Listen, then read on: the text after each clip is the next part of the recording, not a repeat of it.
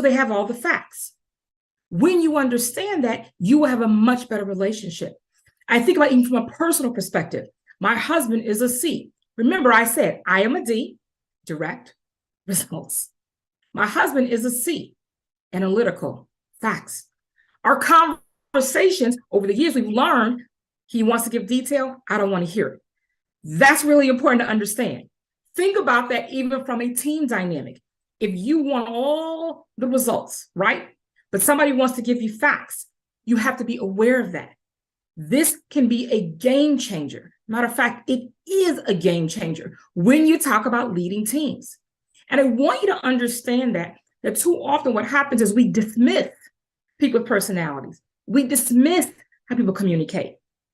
The art of communication and true effective communication is taking the time to get to know who you are and getting to know who you're working with.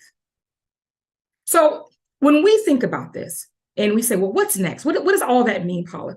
What it means is take the time to invest in understanding your style. Take the time to invest in understanding your team style. Take the time to invest in the relationships that you have around you. Why is something not working? Why are we not on the same page? Why are we not communicating well? Again, communication unlocks potential. Take the time to invest in understanding what that means. So right now, what I'm going to ask, follow me. I'm on all platforms, LFS Consulting. Check me out on LinkedIn, Paula Jenkins MBA. Think about it. If you work with me, we can talk about all the things when it comes to not only your communication style, but all the things when it comes to being a great leader. Again, I believe true leaders do create more leaders. And I will tell you, what I want for everybody is to never, ever be the reason that you induce high blood pressure to anyone on this planet. I thank you for your time.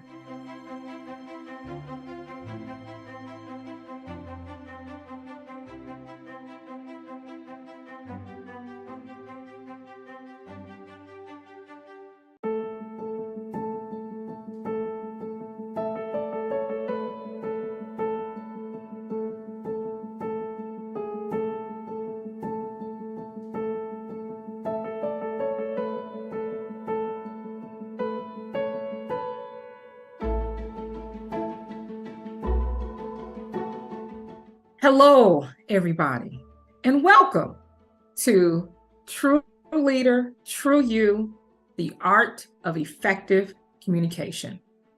My name is Paula R. Jenkins, and I am here to help you become a far more effective communicator. I'm excited about today. It's a new day. It's a new year. Let's be the best that we can be. What I want you to do is be part of this movement of absolutely becoming the best leader that you can be and truly being true leaders in this world. All right, we're going to talk today about how to be that effective communicator. I'm going to bring up my presentation and we're going to get started. So again, welcome. True leader, true you, the art of effective communication. So the first thing I'm going to do is just talk a little bit about who I am and my background. I spent 20 years in corporate America, and I have managed many people over the years. And I say managed, directly managed. That is not just a project manager. That's just not working with somebody, specifically directly managing people. So I think I have a pretty good idea about communication, the good, the bad, and the ugly. I've done a lot of work over the years when it comes to communication and understanding what works and sometimes what doesn't work.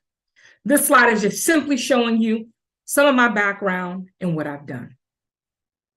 So what are you going to learn today? There's a few things. I want you to be able to recognize the patterns of behavior in not only yourself, but others. We're going to talk about the 4 primary DISC styles. And finally, I'm going to talk about some key strategies so you can increase your effectiveness when it comes through communication. Are you ready? I hope you're ready. And if you're ready, put "I'm ready" in the chat. All right, let's get started. So we're going to do a little exercise first. I want you to look at this screen, and I want you to see if you can find all the numbers in sequential order.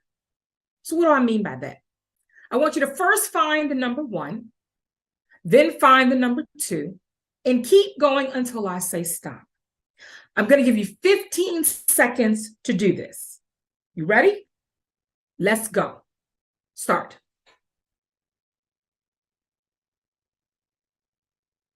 Again, you're looking for the numbers in sequential order.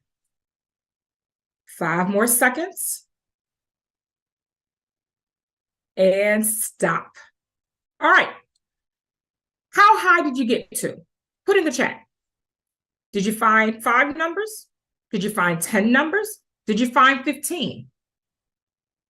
Let's see. Now, when I do this, this is going to become a little bit easier, and let me tell you why. So if we put these lines on the screen, there's number 1. There's number 2. There's number 3. And there's number 4. What do we see here? We see a pattern. We see that as you go around, the numbers in sequential order are in each of the different quadrants. So I'm going to have you do this one more time. Look at the screen. And I want you to find the numbers again in sequential order. And let's see how high you go this time, understanding that now that you have the lines, maybe a little bit easier. Again, 15 seconds and go.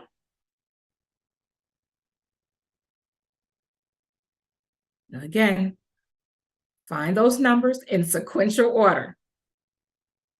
5 more seconds. And stop. All right, so how many people found more than 10 this time? Put in the chat.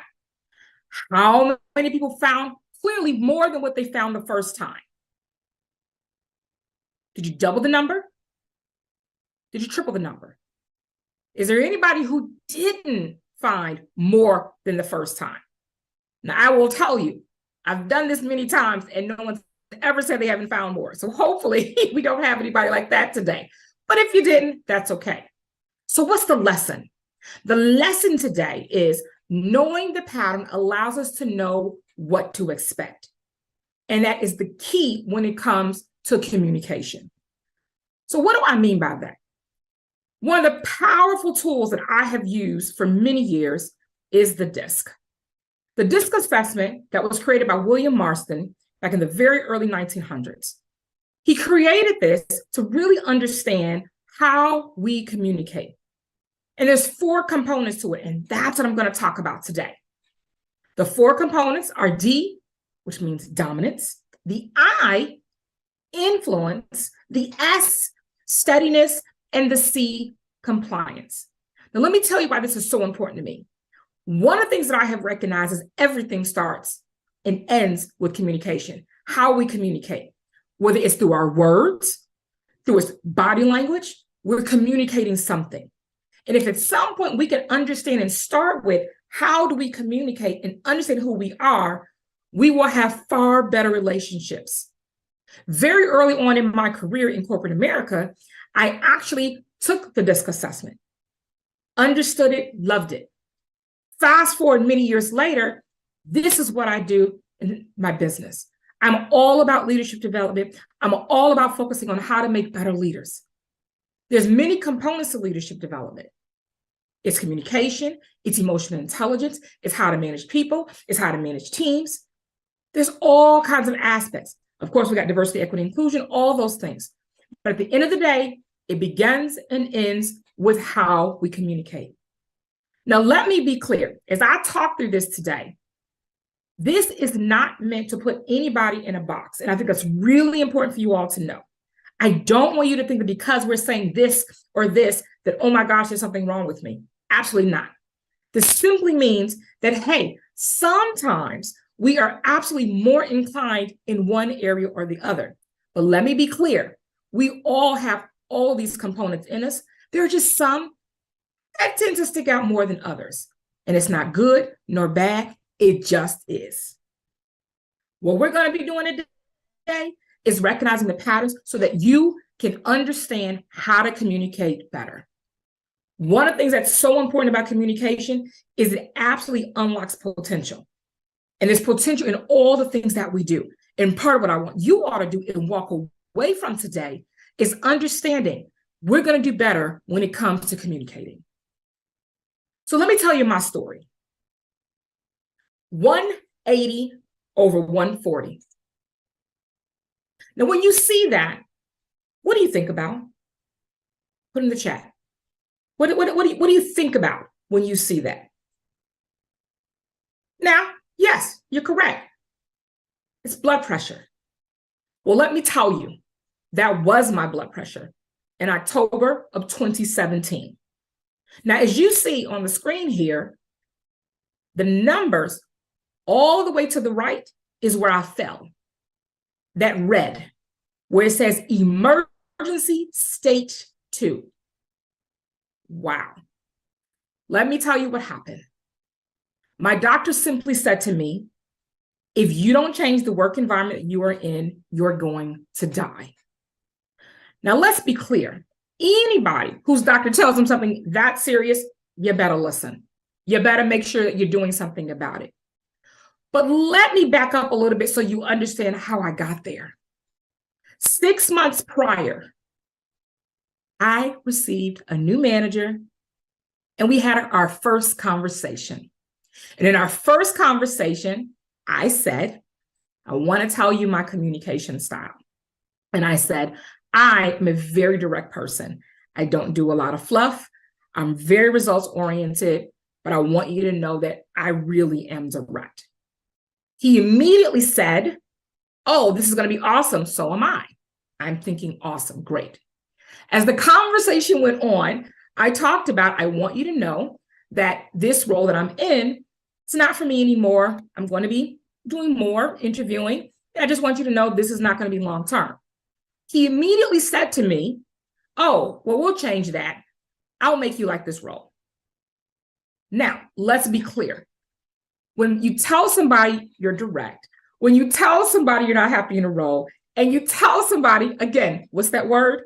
Direct, that you're not happy and you're gonna do something different. And their reaction, even though they've told us they're direct, okay, if they're gonna make you like this job, I knew I had a problem. So let's go back to those 6 months later, when my blood pressure was 180 over 140. I knew at that time something had to give. And I recognized we had a major communication breakdown. Well, how did I get there? So as a manager, I had people who directly reported to me. And as they reported to me, what I was recognizing, they would reach out to me and say, Paula, why are you not on this call? What call? Well, there's a call happening on the project you're managing. Why aren't you on it? Hey, Paula, why are you on this email? What email? Well, the email is talking about the project that you're managing. What I recognized is what my manager was doing was removing me from this because don't know. So because I'm direct, I asked my manager, what's going on? Why am I not on the calls? Why am I on email? His response was, well, since you're not, you'll be interviewing, you don't need to be on these calls or meetings. Now, let's be clear, everybody. One of the things that we understand in any job, especially if you're a high performer, is you don't just stop because you're not happy. You don't just say, I'm not going to do my job. You don't just say, I'm not going to show up. And because I am direct, I explained how that absolutely was incorrect. And until I leave this job, I'm going to do my job. And that is how I got to 180 over 140. And what I recognized in that moment is something has to change. And therefore, 3 months later, I left corporate America to start my own business, to focus on leadership development and ensuring that other people didn't go through this and absolutely understanding that managers sometimes don't understand how to be a great leader. So let's talk about some of these styles that I talked about earlier. DISC is an impactful tool. And let me be clear about that. It's a tool. But what I have recognized is if we use this tool, our relationships will be so much better. And I'm talking about not only your business, but also your personal. So let's talk a little bit about it. So the first component of DISC is the D. Now, 3% of our population are considered to be Ds. These are people who are very direct, very decisive, very results oriented. And I'll be very honest, I am a D. And one of the things sometimes that is tied to this is people will say, oh, this person must be an A++ person. In some cases, that is the case. And again, remember what I said earlier, this is not about putting you in a box or saying something's right or wrong. It is just sometimes how we show up in our circumstances. That's it. I have no problem with being a D because I recognize for me, that is just who I am. It's not a good or bad thing. Now, the D is a multitasker, and boy, am I. This page talks about some of the key things that a D is. Treasures loyalty. That is me all day long, all day long. Embraces any change that will help them get results, making sure that they're focused on taking what? Control. A lot of times, this is a person who raise their hand quickly to say, I'll lead, I'll do this, because they want to get results. But there's one piece on this page I want you to also understand. The greatest fear of someone who aligns themselves to this D is being taken advantage of. That, again, is definitely me. Now, does this resonate with you all? If you think you're a D, put it in the chat. One time, I think it's really important to understand and say, okay, this is me. It sounds like me. Again, it's not a bad thing. I have managed many people who fell into this D category over the years. Again, it's not a bad thing. So own that D. Again, if you are a D, put it in the chat. Now, the second one is my eyes. About 11% of the population are eyes. These are my friendly people, my spontaneous people. These are the people who, when I say they love to chat, some of us even call them the party people. They're going to get it started. And it's really important to understand that they bring a lot of value to everything that they come into contact with. The eyes are friendly. They're relationship oriented. Now, there's some key words on this screen as well. They can be emotional and animated. They're encouragers. They treasure great experiences. And I will tell you, after leaving corporate America, I actually am a higher I than I ever was, which is kind of cool. It's not a bad thing. Now, on this page as well, their greatest fear is rejection and loss of approval. I'm going to tell you a story about an I that I managed. Many years ago, I received a young man who their manager had left, and he was then aligned to me. And one of the things that we talked about in one of our first meetings is he said, I just want to say thank you, Paula. I said, okay, thank you for what? He said, for saying good morning. So every day when I would pass his desk, because we sat right next to each other, I say good morning. Sometimes we have a little chit chat, but that was standard for me. Didn't think anything of it. He said his prior manager sat next to him for 2 to 3 years, never said good morning one time.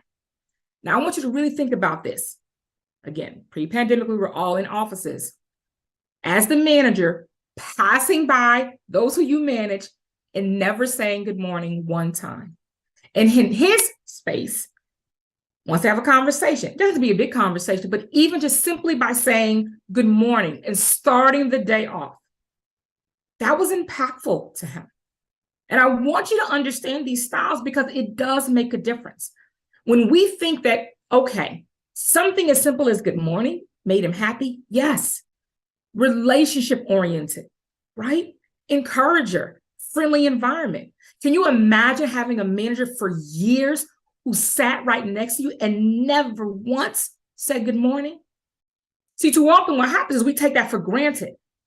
But again, understanding what's important to those who we manage, those who we work with, and those who we're in relationship with, it does matter. And I want you to understand that, if nothing else today, is keep that in mind. Get to know the people that you are surrounded with. Third, my S's. 69% of our population are S's. Think about that. Stop for a minute. Really think about that. S's. Most of the people you may come into contact with may be an S. These are my team-oriented people. These are my loyal people. These are the people who are accepting. These are the ones who seek a team environment. They're very loyal, evenly paced, very good listeners. They are compassionate, and they treasure peaceful relationships. Their greatest fear is loss of security, confrontation. I want you to really think about that. Now, before I ask for my S's, let's go back to those I's. How many of you all are I's? If you resonated with the I, put in the chat. Remember, these are my emotional and animated people, our encouragers. If you're an I, put it in the chat. And here's what I'll say. Sometimes what happens, I will get asked, many times actually, well, can I be more than one? Absolutely. And sometimes that changes on our status in life, our environment. For some of us, yes, it clearly starts off with one. We get that. But sometimes you may be more than that. So again, if you're an I, put in the chat. Now, let's go back to that S. If this resonates with you in terms of being an S, I want you to put S in the chat. Again, the majority of the people you may come into contact with may be an S. And I want you to think about that. See, especially when you think about who we work with. Look at that at the top. Seeks a team environment. You all, that's really important. Because sometimes there are people who say, oh, I want to be individual contributor. I don't want to work with anybody. But the majority of the people you may work with actually want a team environment. That's important to understand. Another story. I was doing this presentation a while ago, and I had asked in the room who, as I've done here, who was a D, an I, an S. When I got to this one, I asked, tell me why you think you are an S. And the young lady talked about how she's very easygoing, very agreeable, very compassionate, really loyal, right? And I said, okay, and how is that going in your relationship with your manager? And she immediately talked about not well. She doesn't understand who I am. She doesn't understand how I communicate. There's things that she may ask of me that clearly go against who I am as a person. And I said, well, how does that make you feel? And she talked about uncomfortable. She said the environment is not one of a team environment. And I said, okay, so what are we going to do? And she said, I am actively pursuing another role. Let me say that again. She's actively pursuing another role. So the power of understanding who we are managing, who we're working with, what they need is important. And think about in this environment now, right? Where so much of what we do is remote. We've got to take the time to understand not only who we are, but who we are managing. Remember, this is the art of effective communication. I want you all to understand that. I want you to know not only who you are, but understanding who your team is. That is part of what I do with my clients. We dig really deep to understand where we fall, where we fit, why it's important, and who it's important for. Now, the next one, compliant. My C's. These are people who are very analytical, very accurate, compliant. And they are 17% of the population. These are people who absolutely need the data. They need facts. They are not going to agree with you until they understand everything. They need the detail. Treasures perfection, it says. It's really important for them, if they're going to have a conversation with you, that they understand what the facts are. Their greatest fear is criticism. Think about that. So these are the people who have the facts. These are people who need the details. These are the people who are absolutely accurate. And their greatest fear is criticism. That is impactful to understand with working with people in a team or even relationships. Because if they have the facts and you still criticize them, you may have a breakdown. Tell you another story. So personally, this impacts me because I am a D with a little bit of I thrown in there as well. My husband is a C. So I'm all about results. He's all about details. So when we have a conversation, he wants to go into detail. Hear it. That can cause some problems, right? But because we understand this model, because we've been talking about this for years, we understand you adjust to ensure you have the right conversation, the right relationship. That's the art of effective communication. When you understand who you're talking to. I want you all to really take a moment here and think about that. It is critical. So again, in the chat, if you are a C, put it in there. Proudly say, I am a C. Because here's the thing, what happens is when we also learn about our styles, we tend to say one's better than the other. And the reality is it's not. It's not about one being better. What is important is understanding the makeup of your team, the makeup of who you surround yourself, the makeup of day to day when you're having conversation. Who are you surrounding yourself with? Now, I want to really talk to all of you all who are leaders. And I want you to just take a moment and think about your teams. So all of you all put in the chat, I'm a D, I'm an I, an S, I'm a C. Now I want you to think about the teams that you lead. Think about it. Based on what you've seen here, are your teams filled with 1, 2, 3? Or is your team evenly comprised of all 4? Why don't you put that in the chat? Let me know. Because here's what happens. When we take a moment and stop and really think about who our teams are comprised of, we start recognizing, wow, maybe I do have too many C's on my team. We don't have enough fun. We need some I's. Whoa, the majority of my team is filled with S's. Or, wow, we have a whole lot of fun all the time. We're not getting enough work done because we have so many I's. Or we have way too many D's. And everybody wants to be the person with the direct results and we never get any detail, which means we're making decisions off of just results without anything to back it up. See, when we think about this, we can become far better leaders because we will start understanding what we may be missing. And I will tell you, in the work that I do, this becomes so important because you want to understand that.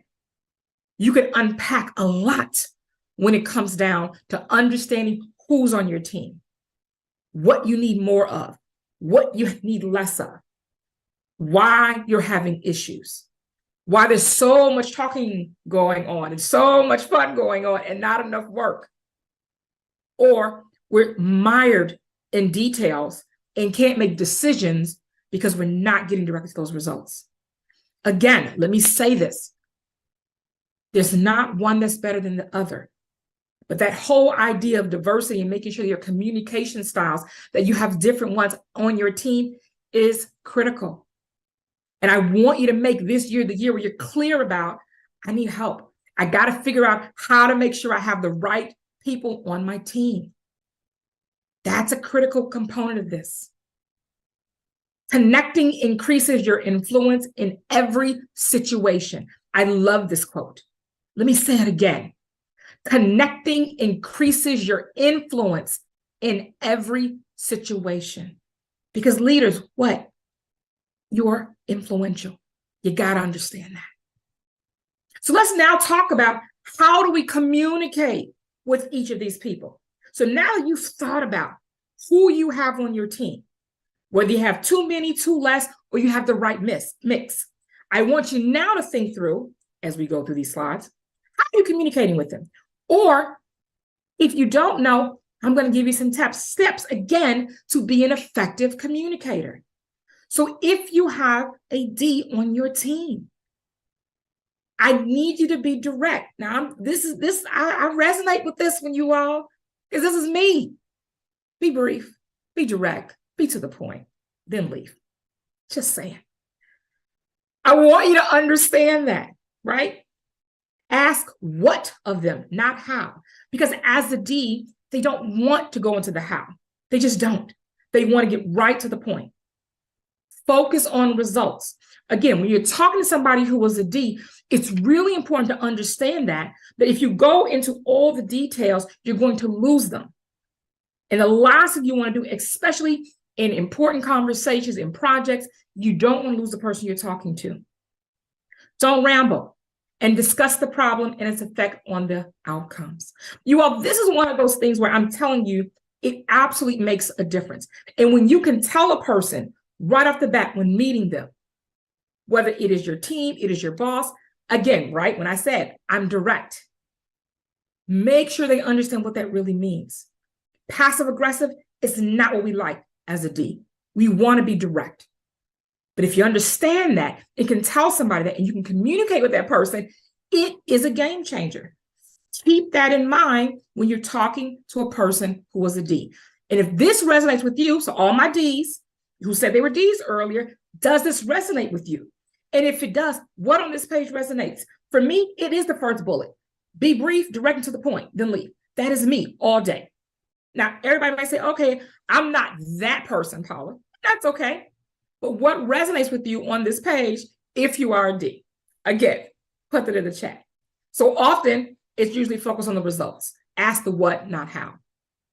But see what people are putting. It makes a difference. Now, let's move on. So if you're communicating with an I, now remember, my eyes are the ones who want to talk. They're the ones who are social. They're the ones who are going to want to have a conversation before the conversation. So by understanding, again, think about your team that you have. Think about those who you surround yourself with, those eyes. This is how you can communicate with in the most effective way.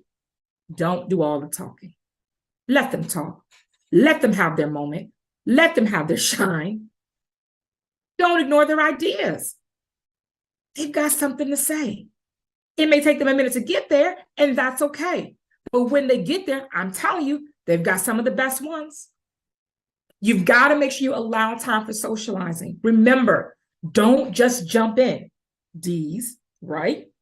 Results, direct, immediate. Instead, allow them time to have a conversation with you. Ask them how their weekend was. Ask them whatever that topic is they may want to talk about. But give them that time. You will get far more out of them when you do that.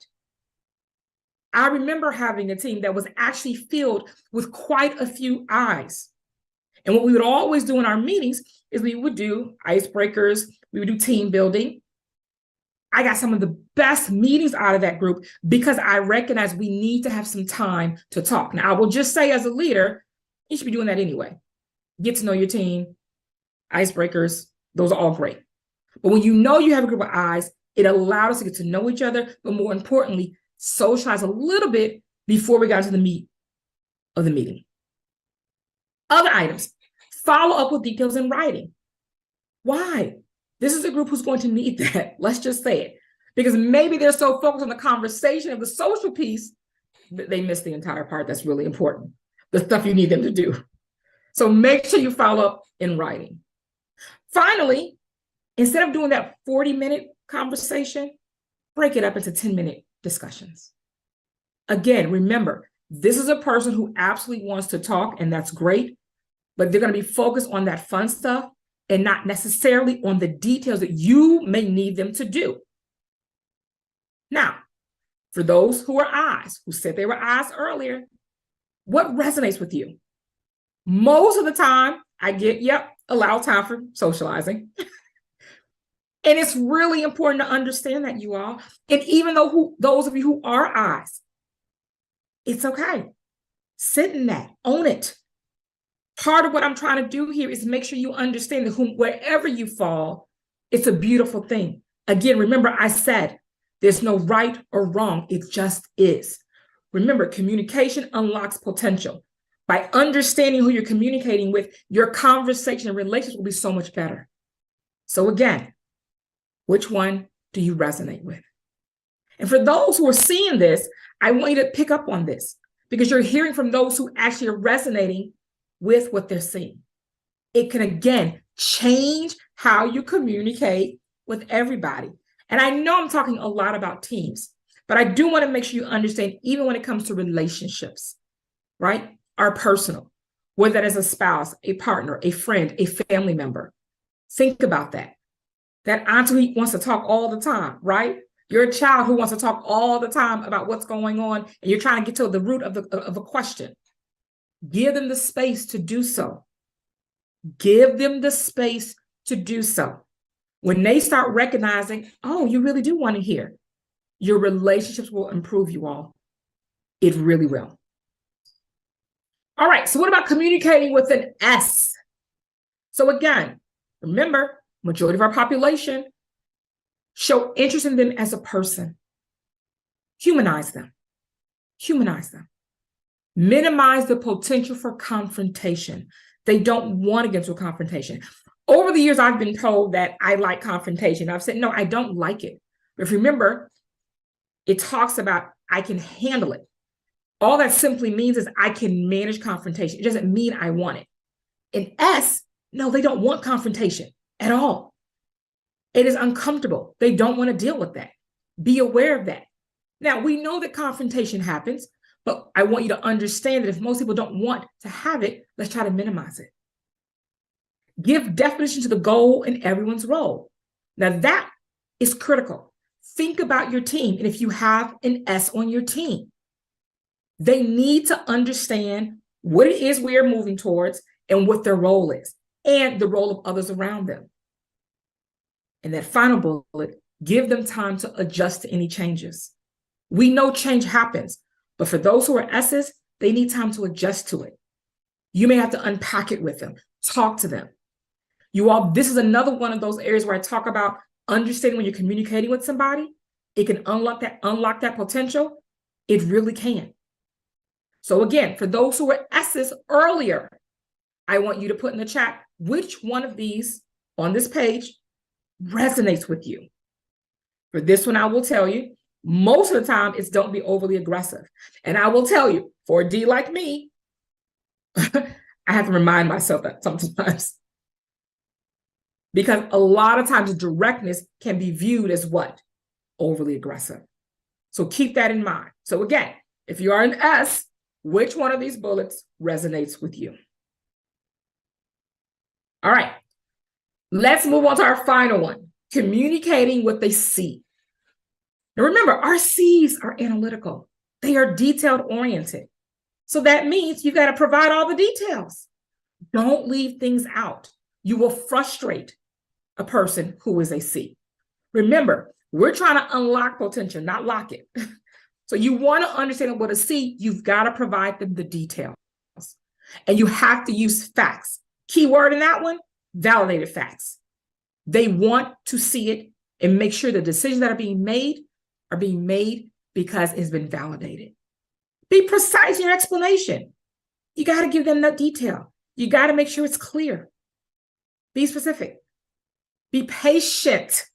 And this is the one thing I will say in managing lots of C's over my career. This one, hands down, really important. You got to answer the questions. And I know for lots of us who are maybe D's, that can be really hard because you want to get straight to the point. You just want to get to the answer. You want to get to the result. But you've got to remember, you've got to be patient. They're going to have questions. Do not get frustrated with that. Instead, embrace it. Because if you give them the answers, you're going to have a far better relationship and a far better outcome because they have what they need to make a difference. So those of you who said you were a C, which one of these bullets are you? Which one resonates with you? And again, for most people, it's the last one, is be patient. Because C's recognize people get frustrated with them very quickly because they are detail-oriented. But when I tell you, they bring a lot of value to teams and to relationships because, again, they have the details. You got to understand that. So again, if you are a C, which one of these resonates with you the most? So here we are. We've talked about this. We've talked about the 4 components: the D's, the I's, the S, the C. Remember, as I said, it is not to place you in a box. Instead, it's to be aware of maybe where you fall. And by doing so, it makes a difference. Why? Because you can build effective relationships. The art of effective communication is this what we want to lead to. Those relationships can be so much more effective when we understand who we are and whom we're talking to. So the question is, are you ready to communicate in the right way? Again, all of us has varying degrees of all of these. You've learned today what degree you may be as a D, an I, an S, or a C. But what are you going to do with that? So here's the thing. It's time to make a change now. New year, new day. I want you to take a deep dive into your style. Let's get your team working more effectively together. Let's get your relationships more impactful. Take the lead and let's work together. Because here's the thing. I don't want you to be the reason for inducing high blood pressure in your relationships. I really don't. So I want to thank you for your time. Here's what I ask in every presentation that I do, because guess what? I'm a D and I'm very direct. This URL link is a survey. I like to know how I did. Every presentation I do. If you could fill it out, I would be honored if you would do so for me. So here's the thing, as I wrap up. I want you to focus on being the best you can be. We know every year we all think about great things that we can do for the year. As I mentioned, I want you to dig deeper, understanding who you are and understanding who your teams are. I am kicking off the True Leadership Network. True leaders, true you. I'm serious about leadership. This is my life's mission. I'm passionate about it. And I will tell you, I've led a lot of people and a lot of organizations over the last 25 years. When I say I mean it, when I believe that communication is everything, because we begin and end, whether it is verbal, whether it is body language, written, communication is key. And if we truly understand who we are, we truly can make a boatload of difference in the world. But I need you to come join me at the True Leadership Network. Email me, Paula at lfsconsult.com. Follow me on LinkedIn, Paula Jenkins, MBA. I want to talk to you. I want to help you. I want to help your teams and your relationships be far more impactful. Remember, communication unlocks potential. Again, true leader, true you. The art of effective communication starts with you. Thank you.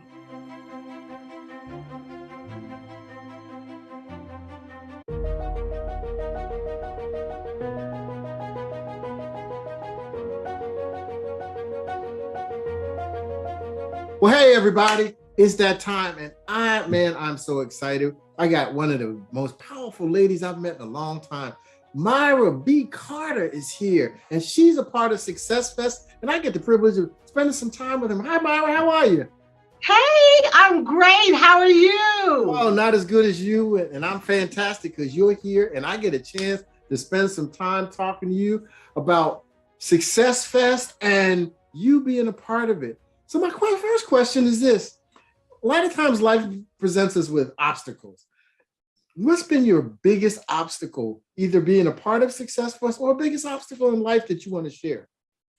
Well, my biggest obstacle here at Success Fest has been is definitely has tested my faith, it's tested my strength, it has tested my living my wow.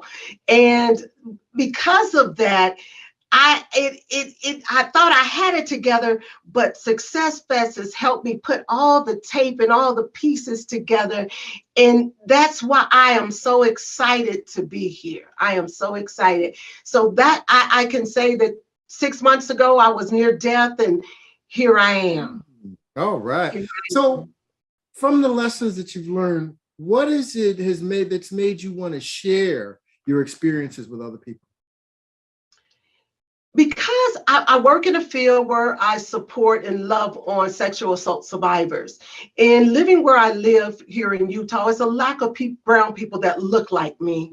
And it was important for me to represent women that were hurt, women that voices wasn't being heard, that look like me, especially little girls. We were taught not to say anything, keep all that in the house. Mhm. So that's what brought me here to Success Fest, and the community that I have that's helping me be better, more confident. It's just, I love it. And this is what I was missing in my own success.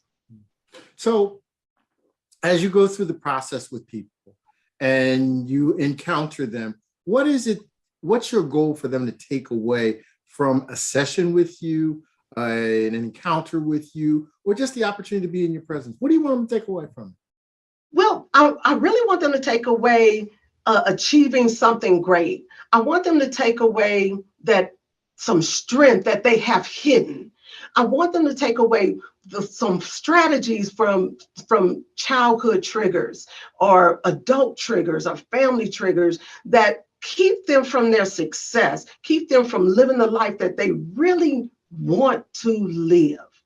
And I hear so many individuals come to me, and it's amazing individuals, and it's a lack of their self-esteem, not what they can bring to the table. It's not their gifts. They're just hiding them, because sometimes it might be a family member saying, I knew they weren't going to get there. Or, are you surrounding yourself with the 50 instead of the 100 in order for you to get where you need to be? And it's the Mm, change of your thought, but you think it, so let it come out your mouth to be right, to go back into your mind.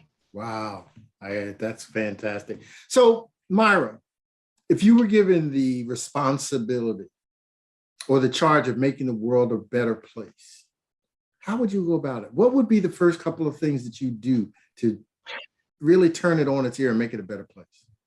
I would definitely, I don't like to talk politics, but I definitely would kind of tax the people that need to be taxed just a little more in order for us to be able to provide resources for so many people that are going through mental health, and so Mm, many people that don't know where, especially in our communities, we need and understand the difference of communities of color, how they react to things and why they react to them. got it. Wow. That's how I would change the world, because we have to look at it that way, especially when we're dealing with law enforcement and people that are in a position. Awesome. Well, I'm excited. I'm so excited that you're going to be a part of Success Fest 23. We're looking forward to the message that you're going to be bringing to the audience. And hey, can't wait. Welcome to 2023 and welcome again to the party. All right, live your wow.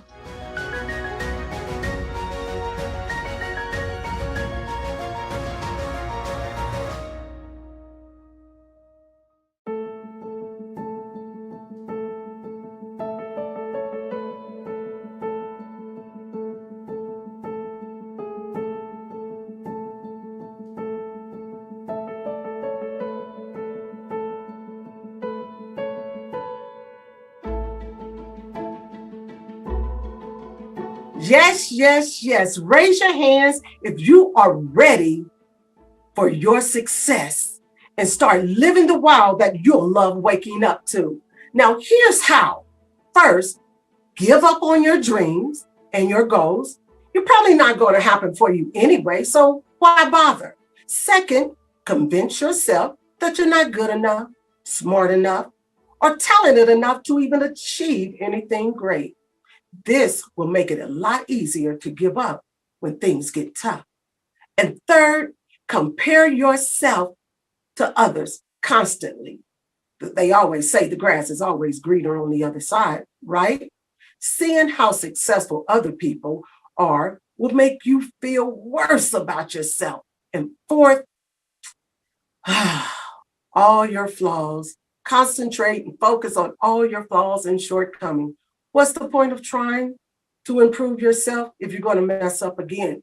And finally, don't forget to beat up on yourself when you make a mistake. After all, you're only human and you're not good enough to be anything else. Follow these steps, and before you know it, you'll be well on your way to sabotaging your success. But guess what? I'm not going to let that happen to you because I care about your success. Unlike all those heartless jerks, your responsibilities, your abilities are your abilities. I'm not going to be able to help you today do anything that you can do better. Like, I'm not going to be able to give you a gift that you don't already have. But what I will be able to give you today is to help you operate in a way that you never operated before. Happy New Year. It's me, Myra B. Carter, your trauma and resilience soul coach. I'm a crisis support specialist, a servant for sexual assault survivors here in Salt Lake City, Utah. I am the CEO and founder of Wisdom Reigns. And for 17 years, I've done nothing but help people get everything they want. Well, of course, within reason. And as an author and speaker, I specialize in helping women 36 plus turn their unspoken trauma into resistance.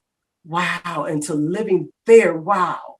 You know, there was a saying by the great Papa the Sailor Man, I am what I am, and that's all that I am. Estrangement is a feeling that I've carried with me for as long as I can remember. And as the youngest of six, I was always the odd one.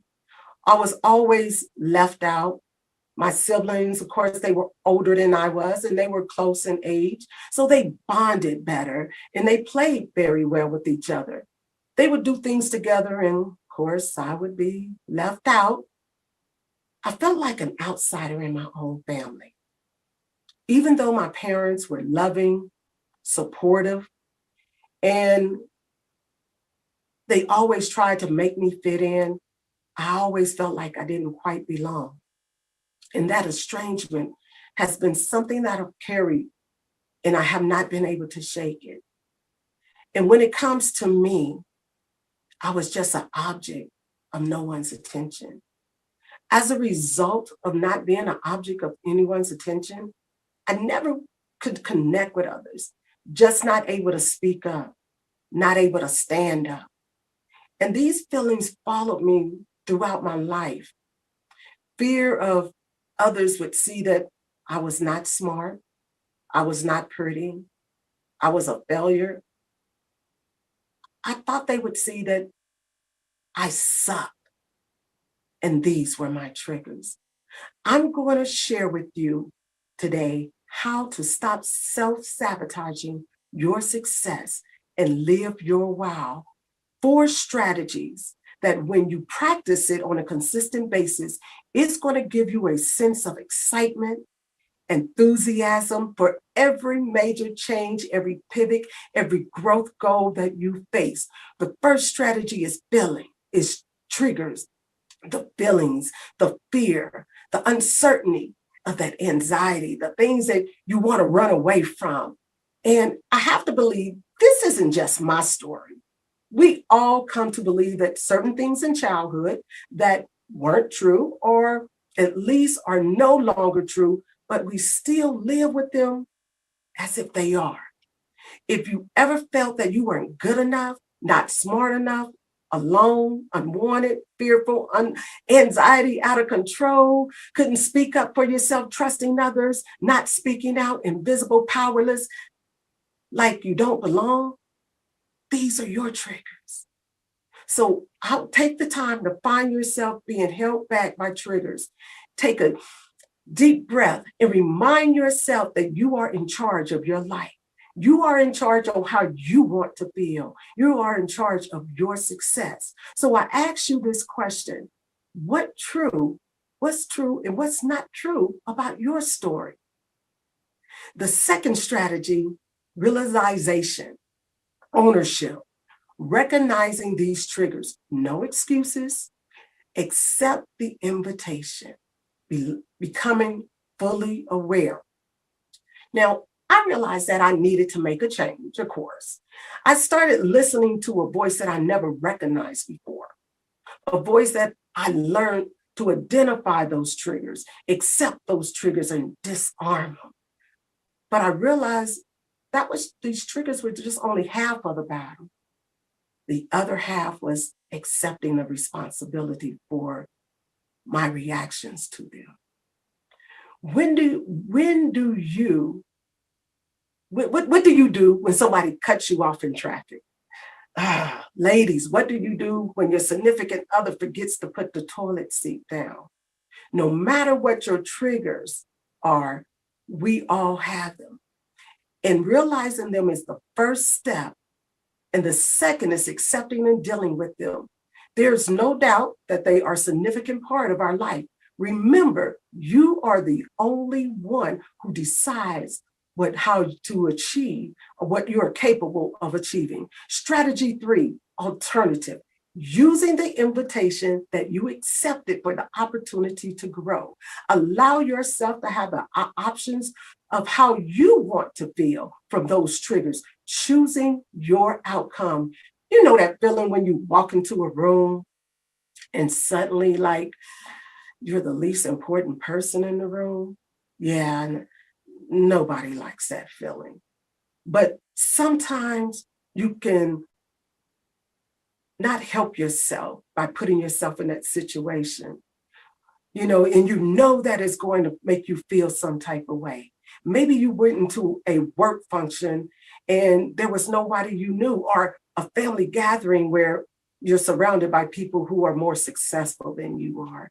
Whatever your situation is, maybe it's important to remember that you always have a choice in how you want to react to it. So next time you find yourself in a less than ideal situation, try to view it as an opportunity to grow. So go ahead, accept the invitation. Who knows what amazing things that might happen? And fourth, this is where you see the wow happen: choice. The power of choice gives us permission to transform, thrusting change called growth.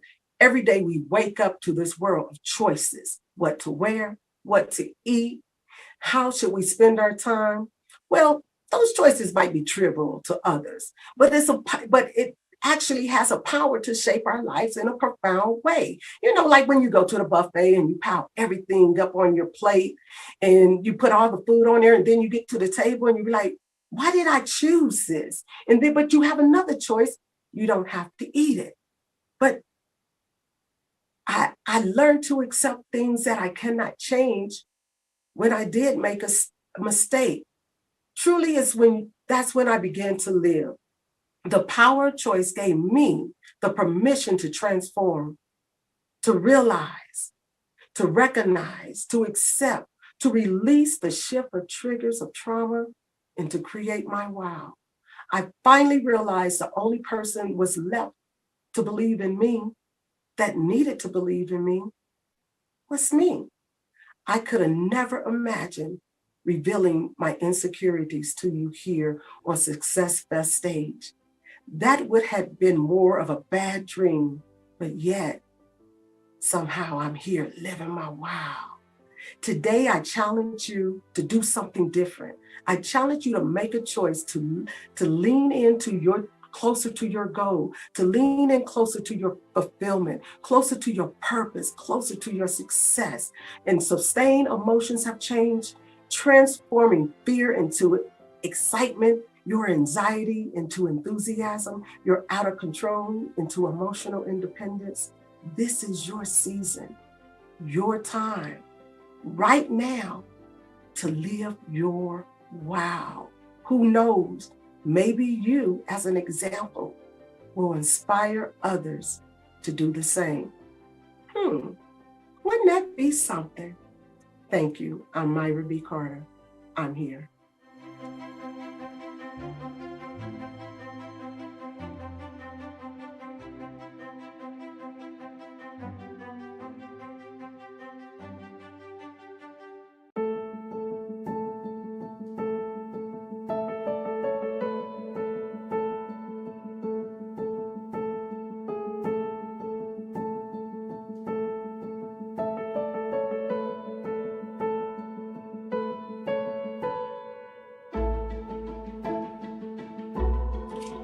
I am what I am, and that's all that I am. By Popeye, the Sailor Man. Estrangement is a feeling I've carried with me for as long as I can remember. As the youngest of six, I was always the odd one. I was always not being accepted. My brothers and sisters were close in age, and they had a strong bond. They did a lot of things together, but they would leave me out. It kind of made me feel like I was an outsider in my own family. I was in the window looking in, like, where is she? Where is she? And even though my parents were loving and supportive, I always felt I didn't quite belong. And that estrangement is something that I've never been able to shake. Well, let me tell you a little bit about my siblings. Well, my oldest sister, she's tall, pretty, smart, and she was married to a professional athlete. So you're saying small-time girl meets small-time boy and make it to the big leagues. Now, my middle sister, very talented, got all the attention. She was the smart one. She was the pretty one. She was the homecoming queen, and she was a pageant queen. Boy, could she dance. Boy, she could outdance anybody. She should have been on Soul Train. And then there's my brothers. Yes, brothers, twins. So if anybody have any twins in their family, you already know that they get all the attention. And then there's my younger brother. Now, my younger brother was super athletic, super smart, super handsome, and super talented. Everything he touched was super. And then there was me. Was never an object to anyone's attention. I am what I am, and that's all I am. Hey, it's me, Myra B. Carter. I am a trauma resilient soul coach. And for 17 years, I've done nothing but help people get everything that they want. Well, of course, within reason. I specialize in helping women 36 plus to turn their unspoken trauma into resilience. I get paid to love on people. Wait a minute, that didn't sound right.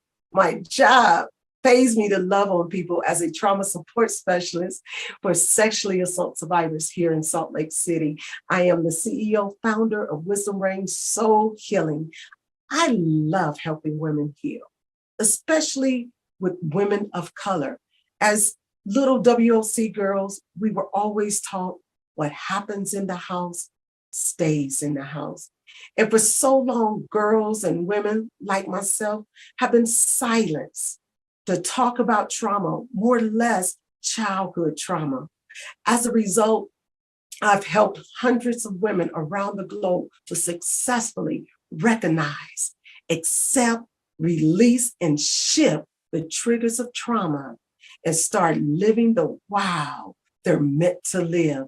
And the stories I'm going to share with you today are very personal to me. So because I never was an object of anyone's attention, my communication skills sucked. My reading skills sucked. My writing skills sucked. If anybody, just write in the chat where you feel you suck. Now, those are mine. You can use them if you like, but those are mine. And I was told I would never graduate from high school, definitely not college. So in a result to me not being an object of anyone's attention, and I sucked, I would act out in school. I don't know if any of you remember, but if we had to read in class, and I was number 4, and the teacher only wanted everybody to read a sentence, what I would do, I would go ahead, read down the line, thinking when it was time for me to read. Now, if she changed or he changed up anything, I'm like, oh, I done got sick all of a sudden. I have to go to the bathroom. And that was because I felt I sucked. Whenever I tried to make friends, I never quite felt that I fit in. I never could. It was a part of me that could never connect with others. I was not able to speak up, not able to stand out. And these feelings followed me throughout my life. Fear that others would see that I wasn't smart enough. I wasn't pretty enough. And I felt like they could see that I sucked. I came to believe it was more important to blend in than to stand out. And the pain of an early heartbreak let me hold back in my relationships so I could avoid getting hurt. It seemed like all my life I just was trying to keep up with my siblings, but I could never measure up. I never knew what was best for me, and unconsciously, triggers were formed. These are my triggers. There are so many things I want you to know. I want you to know that healing from trauma is possible. I want you to understand how being hurt, how living through trauma, how difficult the act of survival has affected you. I want you to know how all the things you did to survive and protect yourself have saved your life. And how maybe now also be robbing you from your life. Write in the chat. Tell me what's robbing you from your life. Share with us, because I'm going to give you 4 realistic strategies which enables a person that practice it on a consistent basis the ability to recognize those triggers, reactions, and emotions that we call negative coping skills, negative coping strategies, such as fear, depression, anxiety from trauma. I call them contributions, an invitation to your greatest moments and opportunities to overcome, grow, and become a better you. I don't think any of us leave childhood without some triggers, despite our parents' best intentions. Now, I grew up with parents who were determined to give me and my siblings a perfect life, armed us with love and good intentions. They did everything they could do possibly, the best they knew. So strategy 1 is triggers, the feelings, the fear, the uncertainty, the anxiety, the control, those things you just want to run away from. Now, this isn't just my story. We all come to believe certain things in childhood that weren't true, or at least were still no longer true, but we still live with them as if they are. If you ever felt not good enough, not smart enough, alone, estranged, if you ever felt you couldn't trust yourself, you couldn't trust others, speak up, stand out, ask for help, feel obligated, invisible, powerless, like you don't belong. These are your triggers. Write down in the chat if you want to share with us, what are your triggers? Because these triggers can hold us back. I found myself defaulting to others' opinions when I should have been trusting myself. Staying quiet when it would have benefited me to speak up. Blending in when I would have been happier if I had the courage to stand out.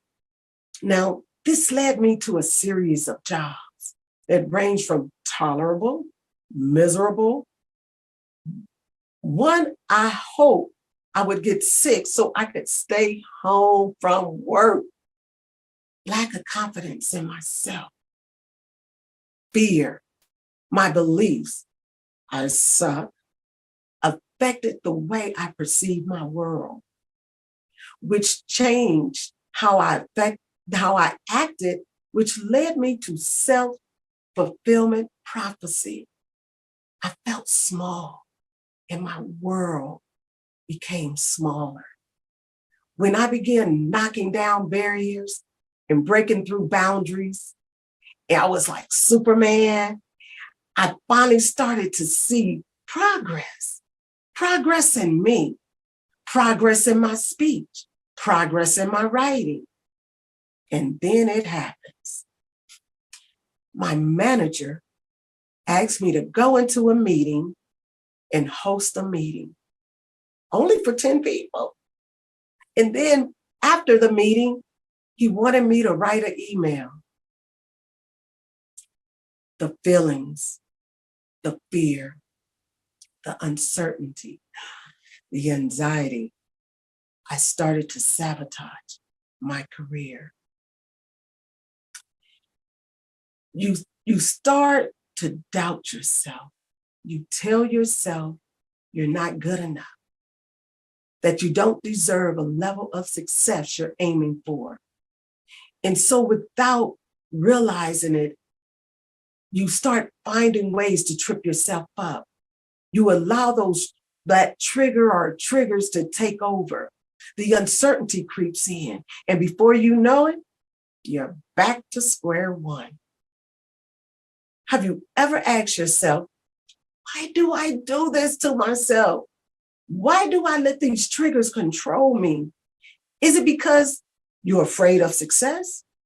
Is it because you don't trust yourself? Or is it because you're simply too comfortable being comfortable? Whatever the reason, triggers are a destructive force that prevents you from achieving your goals. It prevents you from achieving your success. It's certainly not going to stop you from being successful, right? Wrong. Embarrassing moments are just part of my life. Growing up, I remember the pressure and the shame that came with making mistakes in public, especially at church, where my mom expected me and my siblings to be perfect on the behalf of our family's honor. My father was the pastor. So any PKs out there, so you already know the pressure of being a PK, and you have this. So you know when you have the Easter speech or the Christmas speech, and you don't practice it for a whole month. So, and it's only probably about 3 sentences, and in that effort to be so perfect to do this speech, I stumbled over all the words, and that affected me. I had to hide any mistakes. I developed a speech impairment. The fear, I feared speaking with and to anybody. I feared the public speaking. And I focused, and that has followed me through my adulthood. As you can imagine, this impacts how much attention or approval from others we receive, because There are few things more embarrassing than forgetting the words of a speech. We all have triggers, things that set us off and cause us to react in a certain way. For some of us, these triggers can hold us back. When you allow triggers to sabotage your career, your success, you're giving it permission to control your life.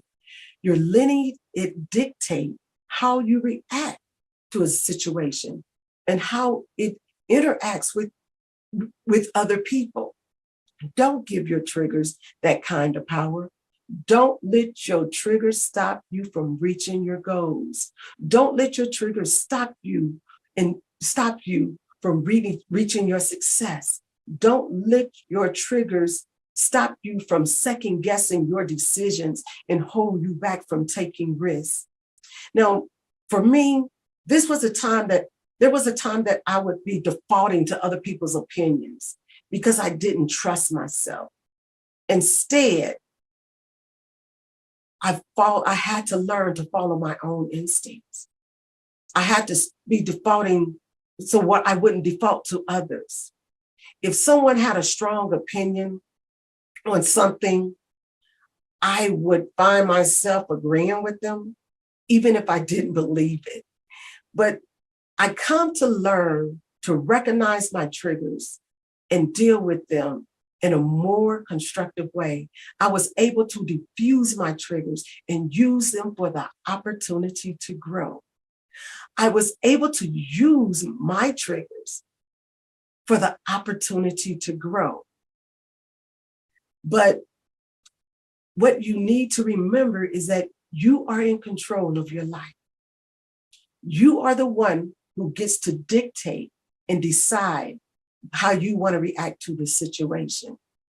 So the next time you find yourself being held back by those triggers, take a deep breath and remind yourself that you are in charge of your life.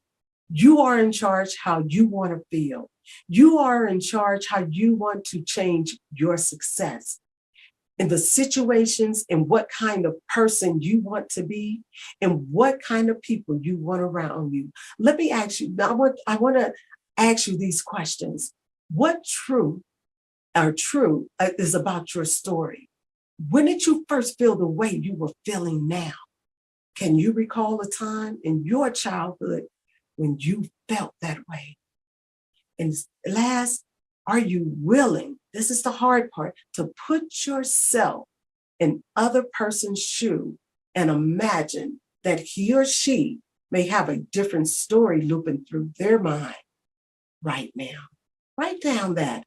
What is your story?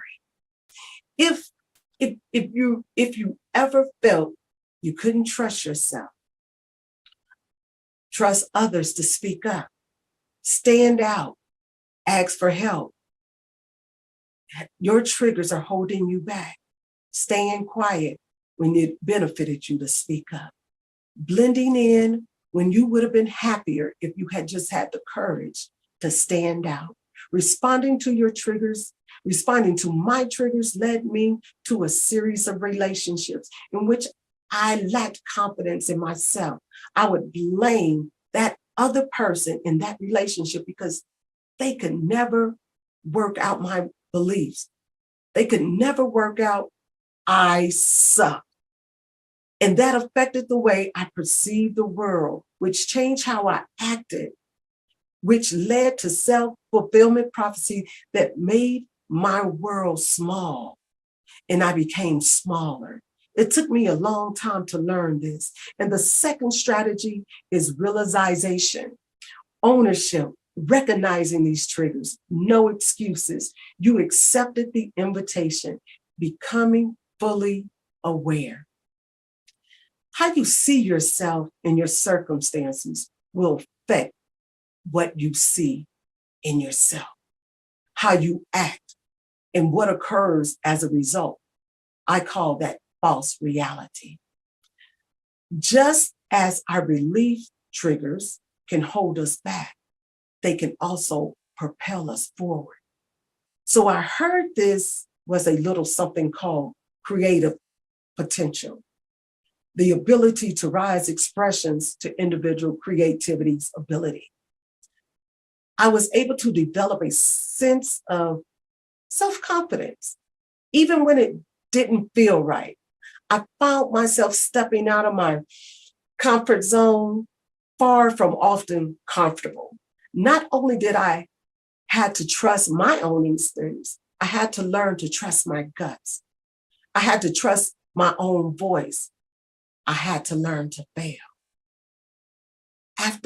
And top it off, I had to be willing to take a risk. If I wanted to get results, I had to make myself vulnerable and accept that being imperfect may be part of the process. So much easier said than done, but nothing great ever comes from playing it safe. Learning self-preservation is certainly the key here. Repeat attempts at getting it wrong until you get it right. Repeat attempts at getting it wrong until you get it right. It's okay. Mistakes are life, most valuable tutors. If you want to get it right, if I wanted to get it right, I had to first be willing to get it wrong. Raise your hand if any of you, if many of us still fear of getting it wrong. Those same beliefs that are holding you back, use them to push you forward. New beliefs, new actions. In my first bold move since I was 5, I was told I took various side projects saying yes to the ones previously I would have said no to. I started writing for people. I started writing for myself. I even went back to school. And due to the lack of experience, I told myself, I'll just figure it out. Yes, I'm still afraid of failure. I'm still afraid that I still suck. But now I am able to give others what I have lost for so long, and that's a powerful voice. And the third strategy I'm going to share with you is alternative. Use the invitation that you accepted for the opportunity to grow. Allow yourself to have options, how you want to feel from your triggers, choosing the outcome. Now, this process didn't happen overnight. Each new thought from an old thought, each new action from an old action, build on the one before until I found myself in a new reality. I remind myself to have fun and do the impossible me. You know, that feeling when you walk into the room and suddenly it's like you're the least important person in the room. Yeah, nobody likes that feeling. But sometimes, as I did myself, you can't help but put yourself in a situation where you know you're going to feel that way. Maybe it's a work function where you don't really know anybody, or a family gathering where you're surrounded by people who are more successful than you are. Whatever the situation may be, it's important to remember that you always have a choice in how to react to it. Just because you feel triggered by a certain situation does not mean you have to allow that feeling to take control. Whatever the case may be, it's important to remember that you always have a choice in how you want to respond to that trigger. So next time you find yourself in the least than ideal situation, try to view it as an opportunity to grow. Gratitude for opportunity to grow. Gratitude for a chance to practice. Gratitude to choose the outcome. Who knows? You might just surprise yourself. One day I have to tell you this story, and I'm going to make it fast for you. I was sitting in the car, my life partner and I, he was driving and I was on the passenger side. And I was telling him something about my family. And one of those, and he said something that, you know, sometimes the people that love you the most might hit a trigger because they probably know that trigger. Well, he hit a trigger.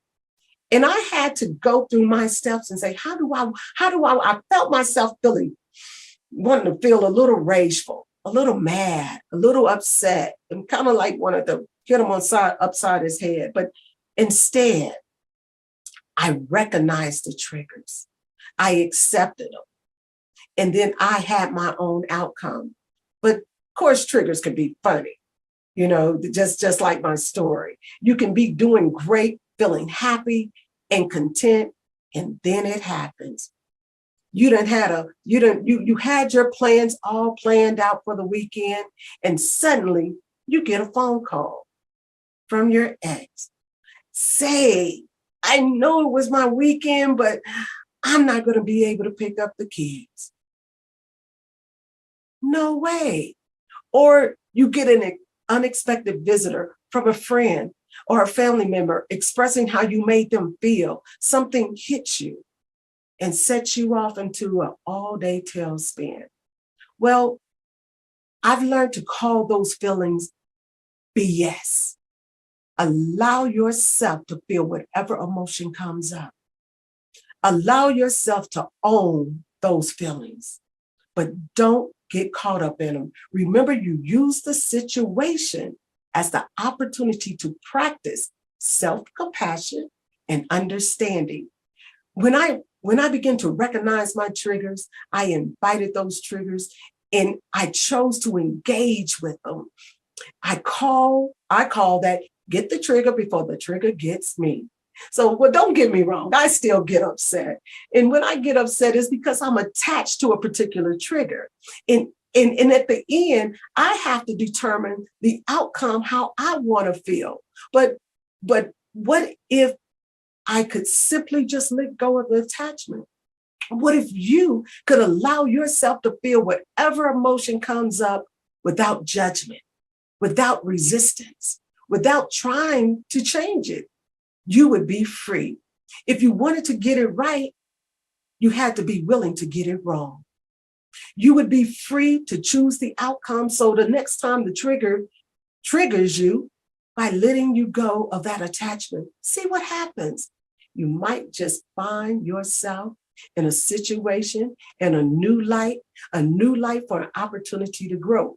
Popeye, the sailor man, says, I am what I am, and that's all I am. Well, remember, he only said that saying after he took his spinach. So allow yourself to take your spinach. Allow yourself to step outside your comfort zone and meet new people. Be open to new experiences and see where it takes you. Remember, you are the only one who can decide how you want to feel. So go ahead, accept the invitation. Something amazing might just happen. In that fourth strategy, this is when you see the wow happens. Choice. The power of choice gives you permission to transform. Thus, emotions have changed, calling that growth. Choice is an interesting concept.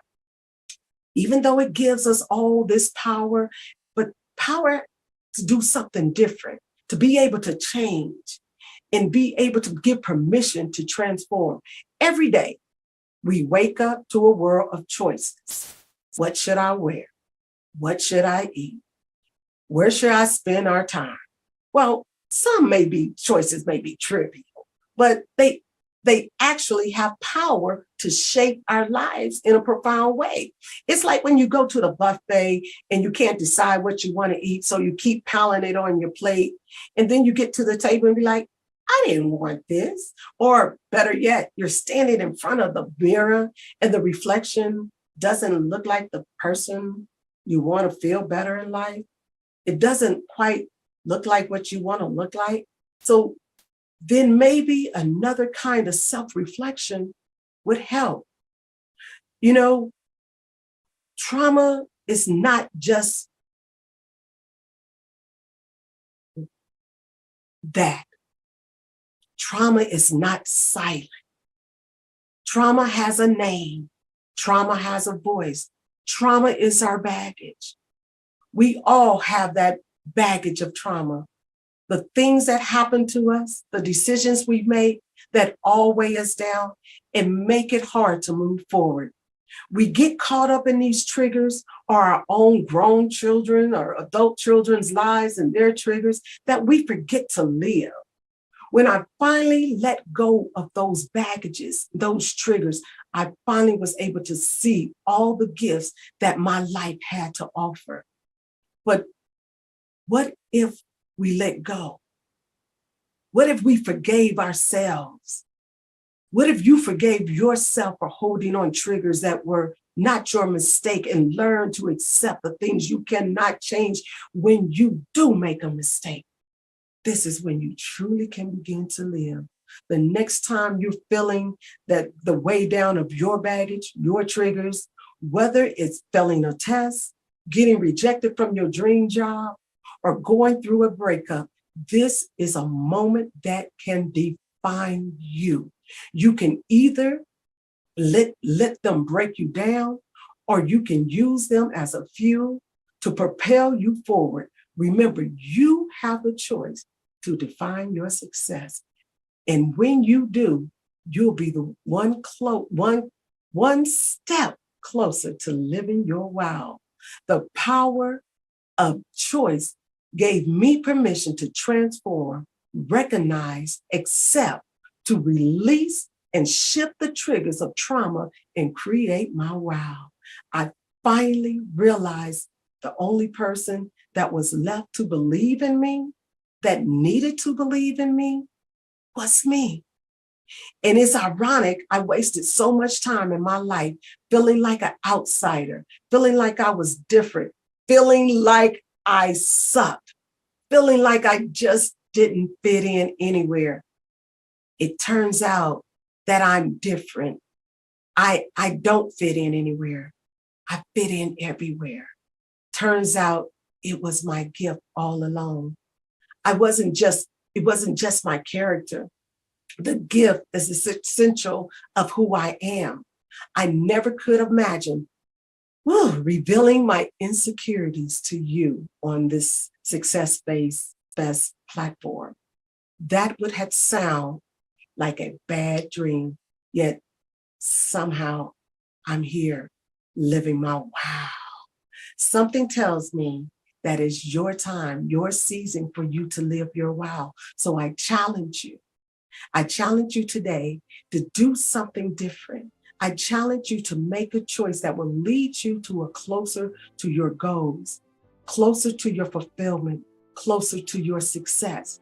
The choice to be true to yourself, to be healthier, to transform your fear into excitement, to be more at peace, to be mindful how you want to feel. Sustained emotions have changed, transforming your fear into excitement, your anxiety, enthusiasm, out of control into emotional independence. This is your season, your time right now to live your wow. Who knows? Maybe maybe your wow will inspire others to do the same. Wouldn't that be something? I'm Myra B. Carter. Thank you.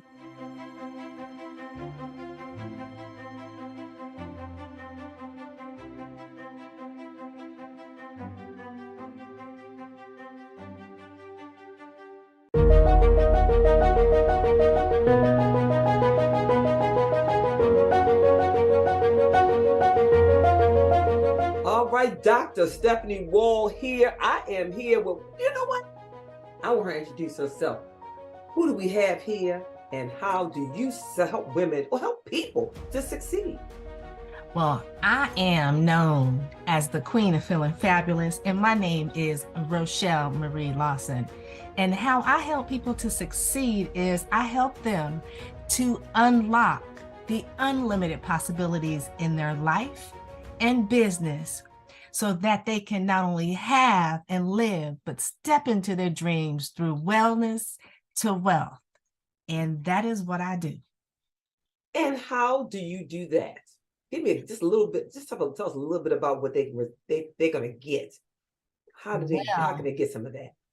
How I do that is I take them back to a magical place that we all had our journey start from.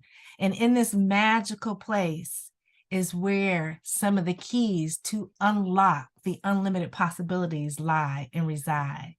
Because right now, our educational system is structured for us to only see the limited possibilities.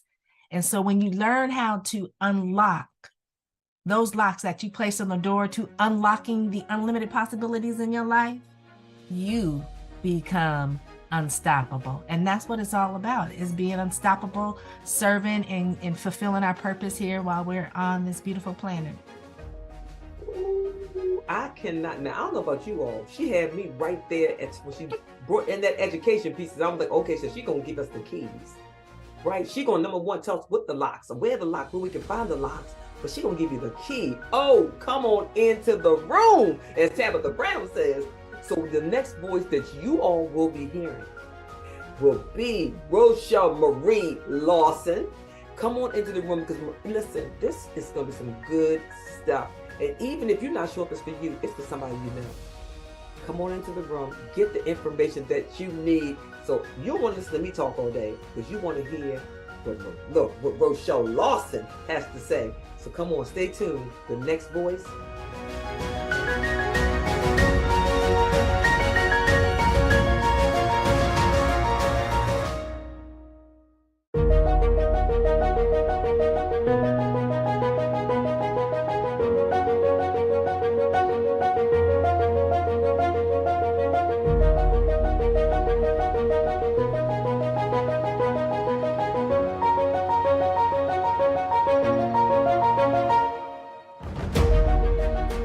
Hello, everyone. I'm Rochelle Marie Lawson, and I am known as the Queen of Feeling Fabulous. I am the owner of 2 very successful businesses, and I am here to share with you how you can unlock the unlimited possibilities in your life through wellness to wealth. So let me just start out and say this.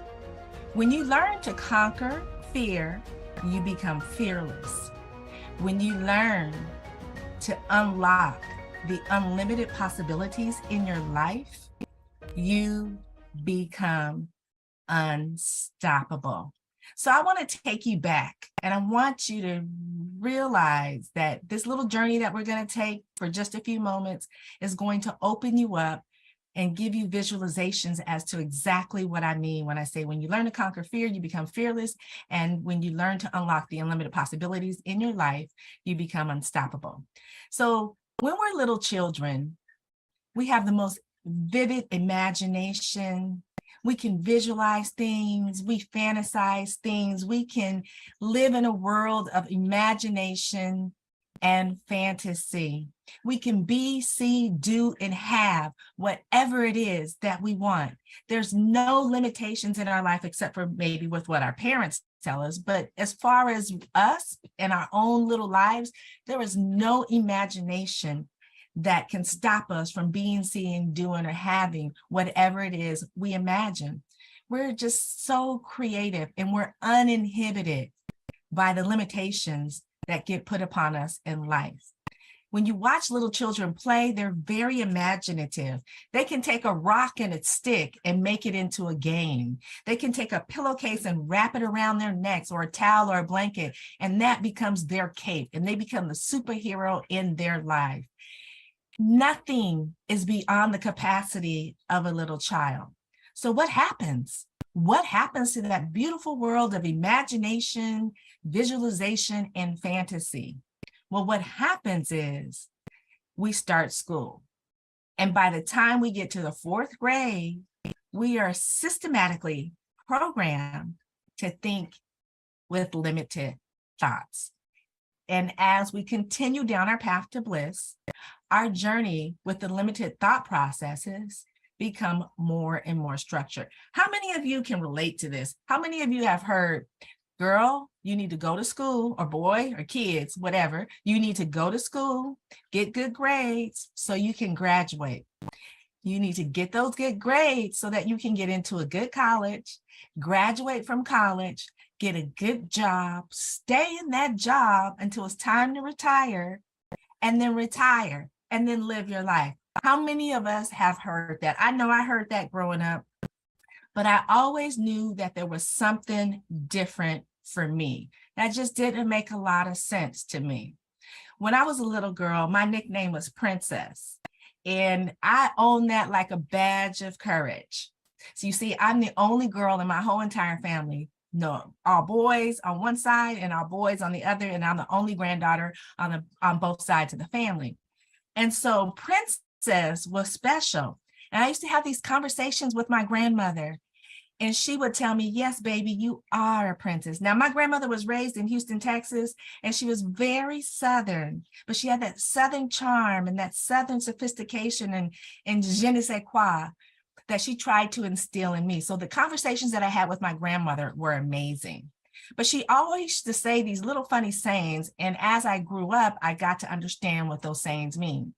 She used to say, yes, baby, you are a princess. And I used to say, I'm a princess in training, Grandma. And when I grow up, I'm going to be a queen. And I'm going to command an empire from the place of where we are right now, which is in Northern California, south of San Francisco, all the way beyond the Golden Gate Bridge. My empire is going to be as far as anybody can see.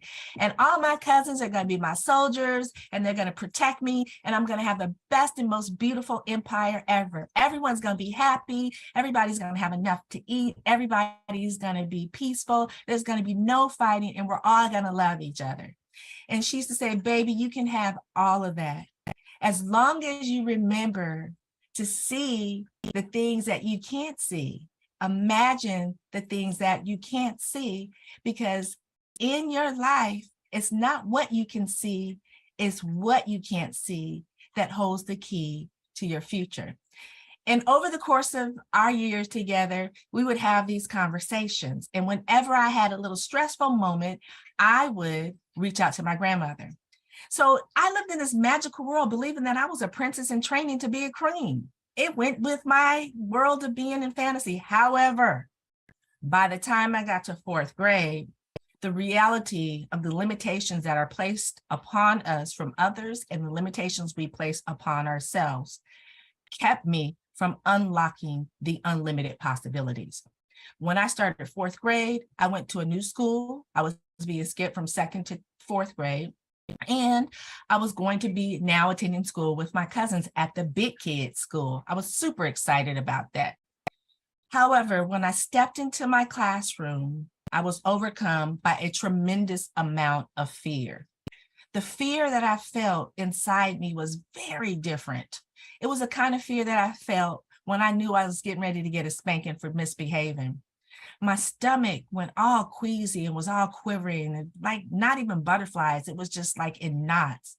My heart was racing. I could feel my heart pounding as if it was going to beat outside of my chest. My mind was like trying to get a grip on everything. Remember, I'm 8 years old, and I should have been super excited. But when I stepped into my classroom, I was overcome with fear that was so paralyzing that I didn't move forward. I looked at the kids, I looked at my teacher in the front of the classroom, I looked at the new chalkboard, I looked at the bigger desk, but I couldn't move forward because there was this little girl looking at me, and she was looking at me not in a nice way. She was looking at me with a look that she wanted to kill me.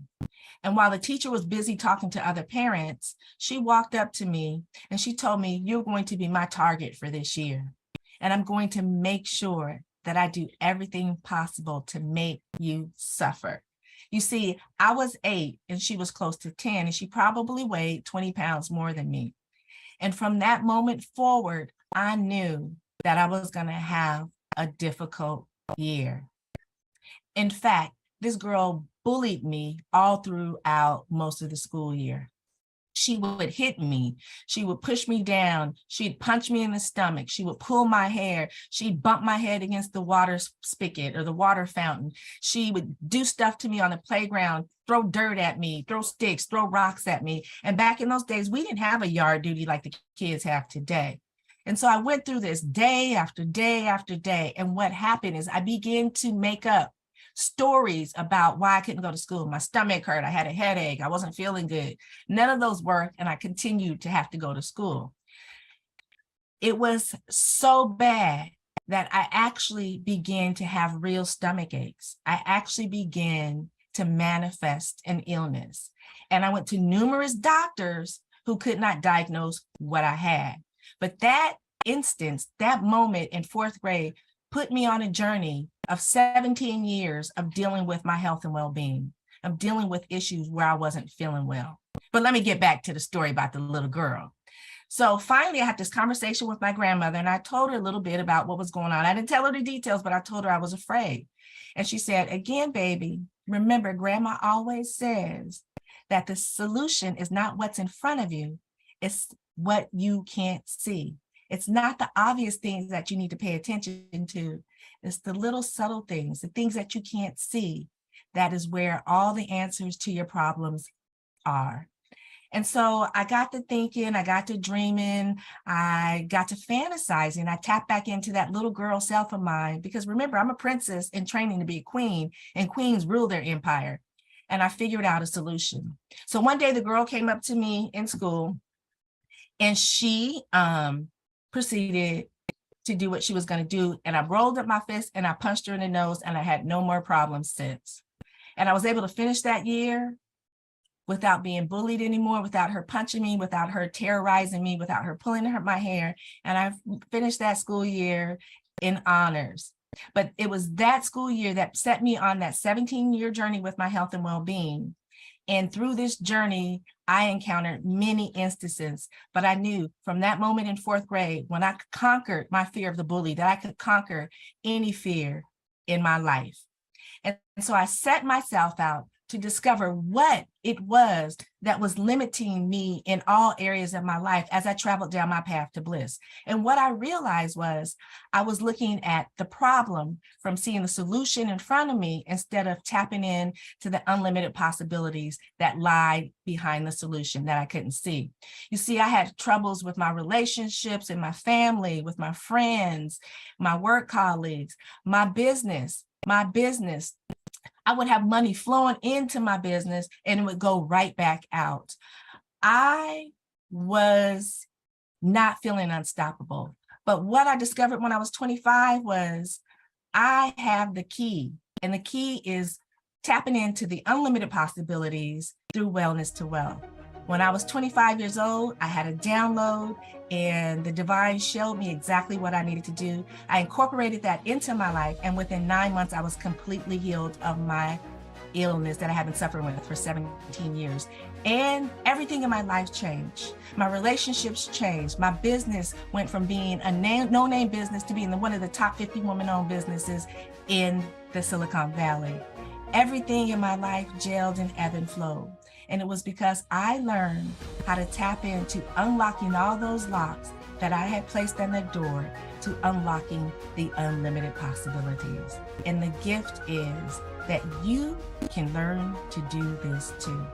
Remember, tapping in to that childlike of yourself will open up a vast amount of possibilities that will allow you to unlock the doors to unlimited possibilities in your life through wellness to wealth.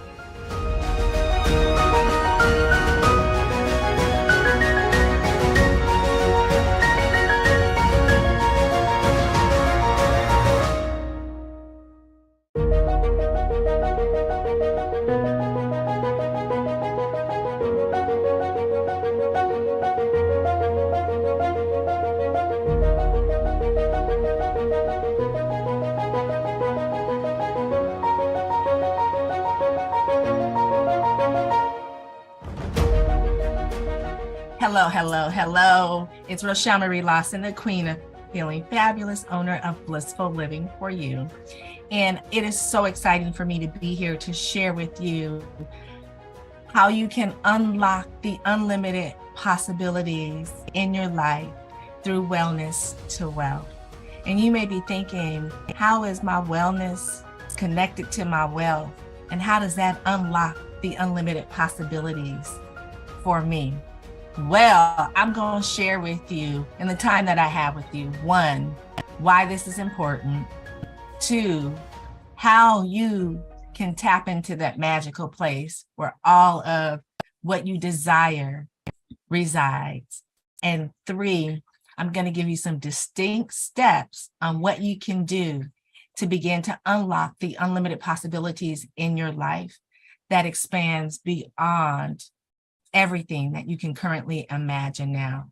And lastly, I promise to share with you how you can get more and how you can amplify what I'm sharing with you today to levels beyond the stratospheres, to levels beyond the limited possibilities that you see right now. So if you're ready, I am ready to get this show started. So, I want to take you to a magical place. And it is in this magical place where everything that you desire is within your hands, is within your reach. There are no limitations. So in order for us to be prepped to get and go to this magical place, I need you to do something for me. Right now, I need you to close your eyes. If you're not driving and listening to this, if you're in a safe place where you can sit and relax, I need you to close your eyes. And I want you to take in a nice, slow, deep breath all the way in your belly, all the way up, in through your nose, and release that breath out through your nose. One more time, a nice, slow, deep breath in through your nose, and release that breath out through your nose. Now, keeping your eyes closed and really settling in to this, I want you to take a nice, slow, deep breath in through your nose. And this time, I want you to release it out through your mouth. One more time, in through your nose and out through your mouth. Now, as you sit there with your eyes closed, I want you to bring up a vision of you at the age of 4. You see, when we're 4 years old, we're untainted by things external of our world. We still live in a world of imagination, visualization, dreams, wishes, hopes, and fantasy. And in this world, we can be, see, do, have, live wherever we want to.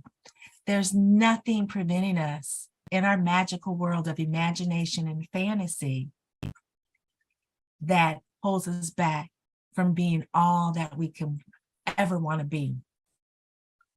And as you sit there thinking of this, I want you to visualize yourself at the age of 4. Bring the picture of you into your mind when you were 4 years old.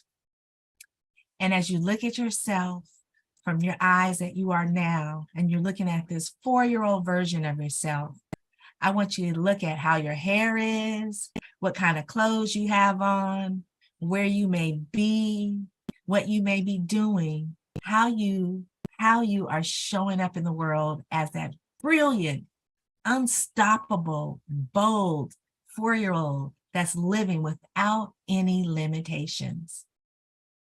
Now, as you sit there and look at yourself from the eyes that you are now to the eyes of that little 4-year-old you were, I want you to look at not only how you were dressed and what you had on, but how you felt.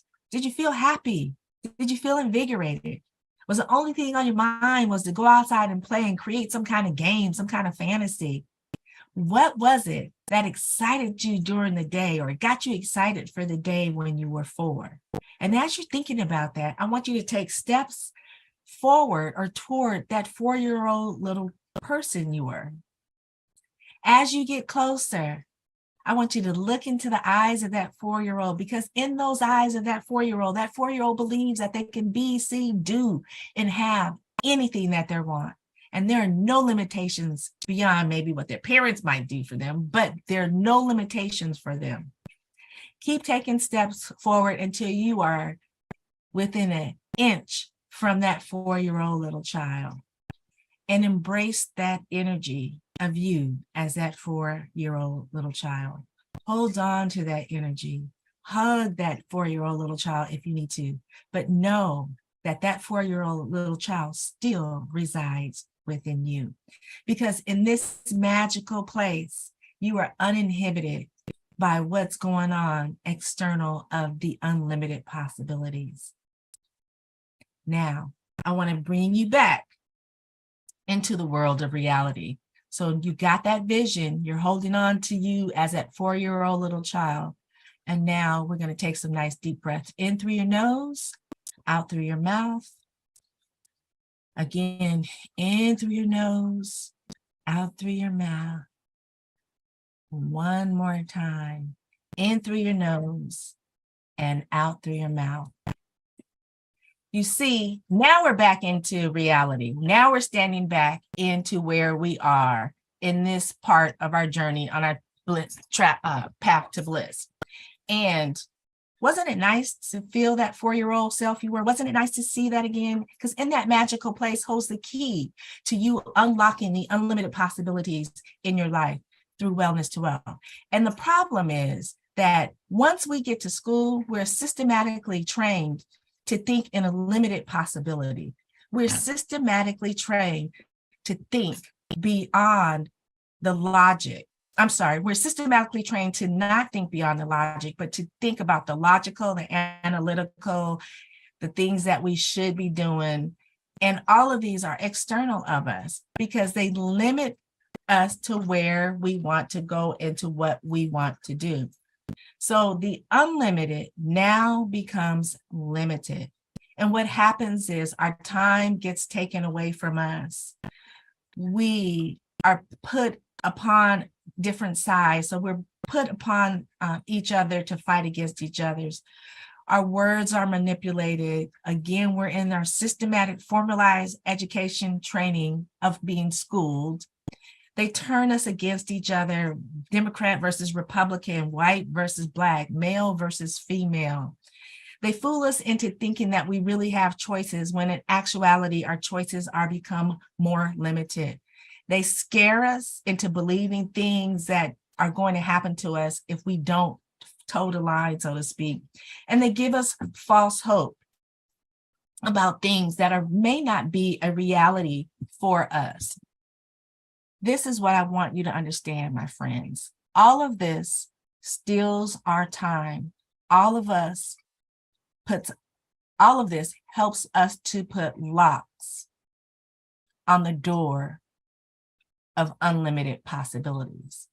And yes, all of this deters us from really stepping into the essence and being the kings and the queens that we were meant to be, being the kings and the queens that we visualized we were when we were that 4-year-old little child. There is a huge disconnection, and this connection affects every aspect of our life, every aspect of our life. Now, I had a 17-year journey where I was completely disconnected from the realities of what I needed to do with myself and within my life. And this 17-year journey had me traumatized in so many ways because I developed a health and wellness condition that could not be diagnosed by no matter how many doctors I went and saw. So my well-being was affected by the limited thought processes that I was picking up as I traveled down my path to bliss, getting that formalized education in school. I don't want this to happen to any of you. And I'm here to tell you right now that you have the power to overcome this. And I'm going to share with you as we go through this journey, as we continue this journey, how you can do that. You see, when we have that limited way of thinking, it shows up in many areas of our life. With my health and well-being, I was traumatized. Even though I was faking it and looking good to the world and going out and doing all these things, being the queen that I was, that I knew I was meant to be, I suffered inside and I suffered in silence. The limits that were placed upon me affected me so drastically that it showed up in all areas of my life. And I guarantee it's showing up in all areas of your life too. Now you can sit here and be in denial and say, you don't have anything that's limiting you. You don't have any limiting to beliefs. You don't live in a limited possibility world. But I guarantee you, let me share with you how some of the ways that these limitations show up in our lives. Your financial, your health and well-being, which is what I've already touched on. Your relationships with your family, your relationships with your kids, your relationships with your colleagues, your relationships with your employees, your relationship with the world, your relationship with yourself. Sleeping, if you have any sleep issues, guess what? It's probably due to limited thinking and limitations you've placed upon yourself. Your emotional health, if your emotional health is ebbing and flowing some kind of way and you're up and down and all over the place, it's probably because you have placed yourself in that limited way of thinking, and you have put another lock on that door to unlocking the unlimited possibilities. Your spiritual connection, if you were once spiritually connected and now you're not, again, another lock placed upon that door of unlocking the unlimited possibilities. You see, for me, as I traveled on my 17-year journey, what I discovered was I was successful. Everybody looking on the outside of me saw that I was successful. No matter what I wanted to do, I succeeded in doing it. But what they didn't know was I was suffering inside. I was suffering in my emotional, mental, physical, and spiritual well-being. So even though I looked as bomb as Beyonce, I really felt as horrible as the most lowliest person on the planet because I was disconnected. I was living in a limited way of thinking, and it was manifesting in all areas of my life. I didn't have time for my friends because I was too busy working on being successful because I had something to prove. I had something to prove. Someone told me when I was young that if you could be as good as that person, I would be proud of you. That was a limited thought that was embedded in me. And so for me, in order for me to prove that I was better than that person, I strived to be the best at everything in school, top student. As a track and field athlete, tried to achieve the top ranking of that. As a business owner, I wanted to be the best business owner because I had something to prove. I had to prove that I was better than that person that I was being compared to. But that was a limited way of thinking. In reality, was those limitations were external of me, and they affected every area of my life. From my health and well-being, mindset, relationships, and money, they affected everything in my life. So my limitations were showing up all over the place, but I didn't have the wherewithal, one, to admit that I had these limitations, and two, that they were affecting every aspect of my life until the 17th year of when I had the revelation. I had a revelation about how I could unlock the limitations that were keeping me back, that were traumatizing every aspect of my life. I had a download. You see, over the course of that 17 years, I had a journey where I was picking up and learning everything about how holistic principles of the ancients worked in their lives and how I could incorporate them into my life. And I was tired of waking up feeling sick. I was tired of faking it.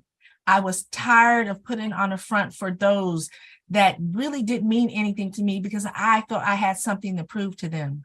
I was tired not confronting me, not confronting that I did not have a good relationship with myself. And so I sat down to meditate, as I did every morning, because in reality, I was tired. I had started a business, and every aspect of everything I was doing always seemed to be so difficult. And I thought, why does things have to be so difficult for me? Why is this happening in my life? And so I had this meditative experience where the download came from the divine through my intuition. And in this download, I received 9 distinct steps that I could utilize to circumvent all that I had created with regards to limitations and open up the unlimited possibilities, unlock all of those locks that I had placed on the doors of unlocking the unlimited possibilities. And in 9 months after incorporating these 9 things into my life, I was completely healed of this health and wellness challenge that I had suffered for 17 years with, that no physician could ever diagnose, but was quick to give me medication on something that they didn't even know what I had. I didn't suffer anymore after 9 months, and I have not suffered for over the last 3+ decades with any issues in my health and well-being. My mindset got corrected and my wealth started showing up like it was supposed to. And so I share this with you because I know we all go through things and we all want to discount and all don't want to admit that we are the cause of the reasons why we have put those locks on the door to unlocking the unlimited possibilities. But what I'm going to share with you is how you can get the keys to unlocking the unlimited possibilities in your life through wellness to wealth. You see, in that download, it corrected my well-being, but I still had to work on my mind. And once I worked on my mind, everything else began to flow.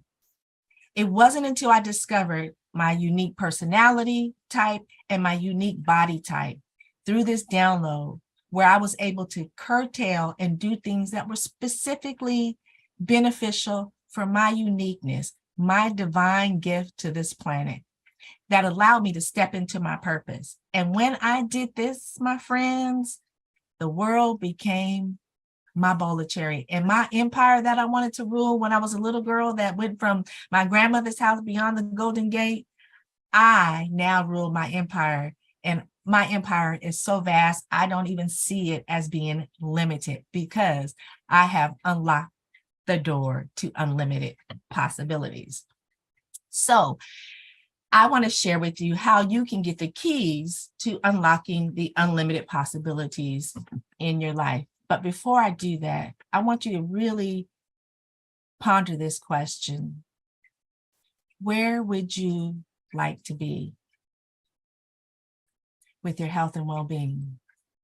Where would you like to be with your mindset? And where would you like to be when it comes to your wealth? Have you identified in those 3 areas what is most important to you? And if not, I'm going to give you some food for thought. You see, when you have health and well-being, your wisdom will thank you. When you have wisdom and the right mindset, because you know what your body type and your mindset type is, your well-being will thank you. And when you have wellness and wisdom, your wealth will thank you in an abundance of flowing, loving, energetic wealth coming into your life that doesn't come in and go out as fast as it comes in. It actually comes in. And it is through this, my friends, that you can begin to create generational wealth for your family's legacy. But you gotta be able to share with them wellness to wealth. So how do I get the keys to unlock the unlimited possibilities? The answer is wellness to wealth. Wellness to wealth is not a misnomer. It's not something that's new. It's not something that's esoteric. It's not something that's far-fetched. It's not something that's way, way out there. Wellness to wealth is actually a real thing. Let me share this story with you. When I was 25 and I had this download, prior to that download, I was suffering and I was sick all the time, but I had a business to run because I had started this business when I was 22 with my husband. And the business took off very, very fast. We had some of the most affluent financial institutions as our customers. And these financial institutions were worldwide. We took off like gangbusters. And I was always acting in a limited mindset, meaning I was always putting out the fires, always dealing with the problem at hand. I could never grasp my mind around what was beyond the problem. I was always looking for the immediate solution and not the long-term solution. So with this business, we had these big customers, but we still struggled with revenue. It was like, there was days I didn't know how we were gonna make payroll because we had these large customers that paid us when they felt like paying us, okay? The money would come in, and as fast as it would come in, it would go out. I had employees that were okay, and I had given them chances, but a lot of times they weren't vested in their work. They were just trying to collect a paycheck.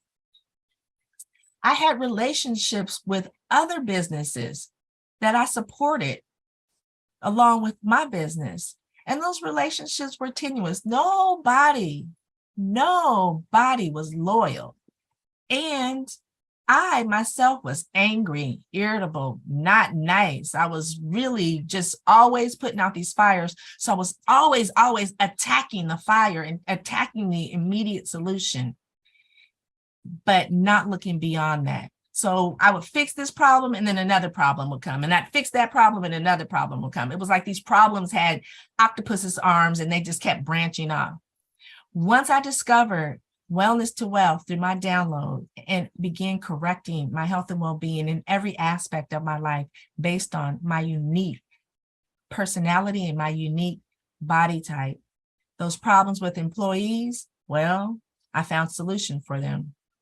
I discovered that it wasn't the immediate disciplining of the employees that were not acting appropriately, but being abundantly available to other opportunities where I can gain good employees that would be loyal and want to do a good job, wasn't there to just get a paycheck. I found a solution beyond the immediate solution of calling the customer and requesting and begging for my payment. I found a solution beyond that allowed the customer's payments to start flowing into me, and I didn't even have to worry about phoning them. The business even grew more because the referrals we got, and we became a premier company, and we are still a premier company today. And the wealth that would flow into the business and the flow into my personal bank account stayed, and I was able to begin to create a legacy of wealth for my future family generations. But it was because I had to discover how to look beyond the immediate problem and get back to looking at the solutions that lied in the unlimited possibilities, that which was beyond the immediate problem. And so I'm sharing this with you because if you're a business owner, you know the ebb and flows of how business can be. If you're not feeling well, you know how challenging that can be. And if your mindset is all over the place and you don't know where your mindset is, then you know and feel that it is time to make some corrections. And the corrections can be very, very, very, very powerful in your life. So I want you to sit with this for a minute and think about what I just said. You see, because every aspect of my life, when I was looking at the limited possibilities in my life, now, once I discovered Wellness to Wealth, I was able to unlock the locks on that door to those unlimited possibilities. I was able to be seeing the solution beyond the immediate solution. And I always remembered my grandmother's voice saying, it's not what's in front of you that you can see, it's what's beyond you that you can't see, where the solutions to all of your problems lie. And so, my friends, I want to tell you, I've been talking and I promised to share with you some things in the beginning. And what I want to share with you right now is the keys that you can utilize to unlocking the unlimited possibilities in your life. You no longer have to sit and think that the way you're living is the only way it is, because those locks that you have placed on that door to unlocking the unlimited possibilities can be opened. Yes, it may take you some time, and yes, you may struggle with it a bit, but I guarantee if you stay true to yourself, I'm going to say that again. if you stay true to yourself, then and only then can you begin to get the keys that are necessary to unlock all those locks of unlimited possibilities. I'm going back to this because I want to show you all of these locks. These are all the locks that we have placed upon the doors of the unlimited possibilities. You know, issues after issues after issues. You may think you solved them, but if you didn't go down deep and solve them so that that issue never appears in your life again, guess what? It's going to appear in your life again, just in a different format. You see, we will continue to repeat the lesson if we don't actually get the lesson. Things will continue to appear upon our path that will keep us in a limited space of thinking, in a limited space of limited possibilities if we do not learn the lesson. So if you're struggling with relationship issues, you're going to keep struggling with relationship issues until you get the lesson. If you're struggling with your finances, you're going to keep struggling with your finances until you get the lesson. If you're struggling with your health and well-being, you're going to keep struggling with your health and well-being until you get the lessons. I'm going to give you an example about the health and well-being. So many people come and say, I want to lose 10 pounds. I want to lose 20 pounds. They set these New Year's resolutions. And by the third week, they've already given up on that New Year's resolution, or they've given up on the fact that they can keep what they gained off. For instance, I have a girlfriend who always every year wants to lose 10 pounds. And by the third week, she's back to a regular thing. And I say, girl, why you always do this? She said, because when I lose the weight, all I do is gain. I lose 10, I gain 20 back. And I said, well, why do you think that is? She says, I don't know. I like to eat. I said, but why do you really think that is? She says, I don't know. I like to eat. You see, her solution is she can just put it on the fact that she likes to eat. But what's really happening is her mindset's not right to absorb the information and the wisdom that she needs to incorporate into her life. So when she loses that 10 pounds, the 10 pounds stays off. When she sets that New Year's resolutions, she's not quitting in the third week.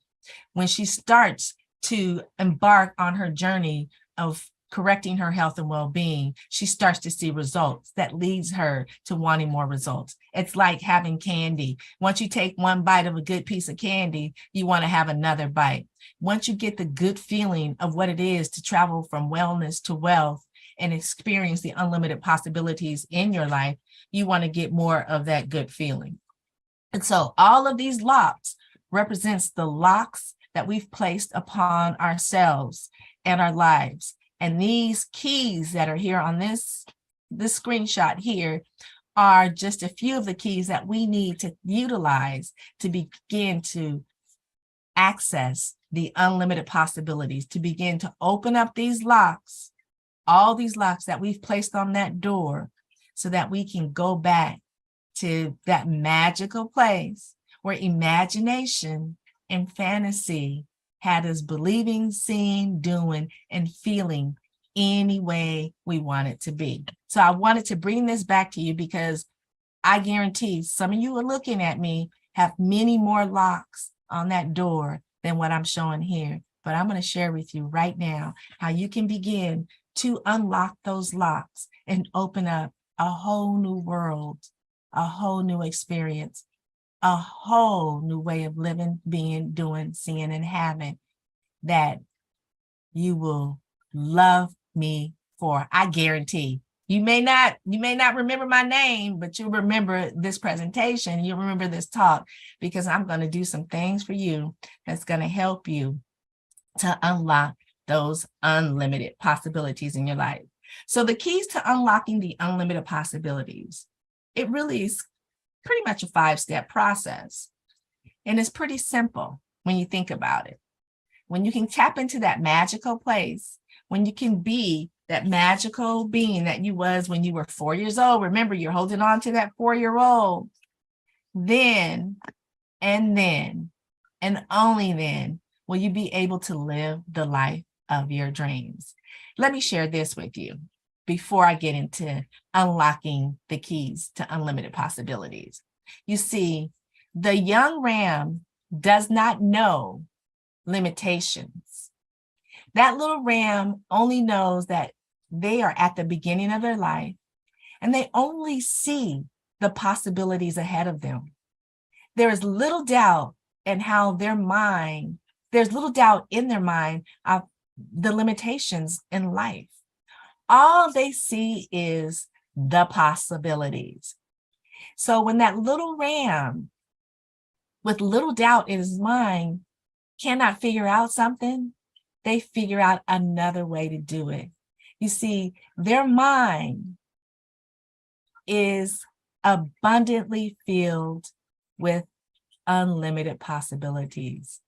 And they know that they can be exactly what they want to be because they don't see any limitations in their life. And so the keys to unlocking the unlimited possibilities in your life are discover, identify, relearn, be, and place. Now, that sounds pretty generic, but let's go a little bit deeper into it. So the first thing that you need to do is you need to discover your unique body type and mind type. This is key. When you think about when the divine created us, we are all essence of the divine creation. And it is beautiful how we are all so very unique. Without the collectiveness of us being unique and the uniquely created individual that we are, we can't be part of the divine. So really the divine lives in us.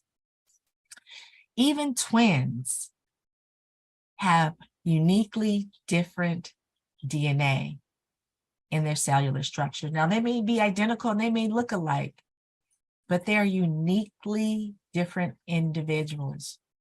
And that's beautiful. Even identical twins are really not identical, because if they were, then when they had their offspring would be identical, and they're not. So the good thing is, because we are so unique, this is what makes the world such a beautiful place. So you need to discover your unique body type and mind type. And you can go to my website, blissfullivingforyou.com, and take a quiz that will give you information that will blow your mind away. Your unique body type and mind type has a lot to do with how you ebb and flow through life. And once you discover that, so much will come into your reality, so much awareness, so much understanding, and it gives you the information you need to utilize, like a game plan to move forward, so you can move forward with grace, ease, and success. So you need to discover your unique body type. And again, you can check out yours by going to Blissful Living, 4, U.com. Next, you want to identify your desires for your health and well-being. You want to identify your desires. Again, I said for your health and well-being, but what I meant to say is you want to identify your desires for your wellness, wisdom, and wealth. Without identifying exactly what that is or what those mean to you, you cannot get to that destination. For instance, you want to identify, I'm going to use the 10 pounds again. You want to lose 10 pounds? Great. Why do you want to lose 10 pounds? You might say, because I want to fit into my clothes and look nicer. Okay. Why do you want to fit into your clothes and look nicer? Well, because when I fit into my clothes and I look nicer, it gives me a feeling of confidence. Okay. So really, you want to lose the 10 pounds so you have more confidence. That's getting down to the heart of it. If you have a chronic illness and you want to feel better about that, why do you want to feel better with regards to managing your chronic illness? Well, because, for instance, I'm going to say, when I have high blood sugar, diabetes, when my blood sugar ebbs and flows, I don't always feel well. And this takes away my energy. And I don't want to do anything. So I want to be able to maintain my blood sugar at a healthy, normal level so that I'm not peaking and flowing with my energy. And I'm always feeling in the flow, the natural flow and harmony of life. With your wealth, If you're having constant struggles where money is coming in and quickly going out, why do you want wealth? You got to discover what these mean to you. For instance, wealth may mean to you having a new house, buying a new car. Wealth may mean to some people having money in the bank. Wealth may mean to not ever having to want or need or struggle or starve or be homeless again. For others, wealth may mean to them having a loving family, having loving relationships with their family. Wealth may mean to them having a loving relationship with themselves. Wealth may mean to them being able to give and not worry about giving. So once you identify your desires for your wellness and wealth, and the wisdom incorporates into that as well, then you can go on to learn how to tap into your imagination. You can relearn how to do this because now you identify what your wellness means. Now you identify what your wealth means. You know your unique body type. You know how your mind thinks, and you can create a systematic plan to begin your journey of unlocking the unlimited possibilities. And when you relearn how to tap into your imagination, which is something very beautiful that I love sharing with people, then that opens up the world of unlimited possibilities that you lived in when you were 4 years old. So you need to relearn how to unlock that imaginative part, that fantasy life part of you that's hidden way back here in your head in the 4-year-old area that you closed the door to, locked, and it's behind a big old safe. We're going to relearn how to open that imagination. Next, be, see, do, and act. And know that you have the power. Be, like when you were a little child.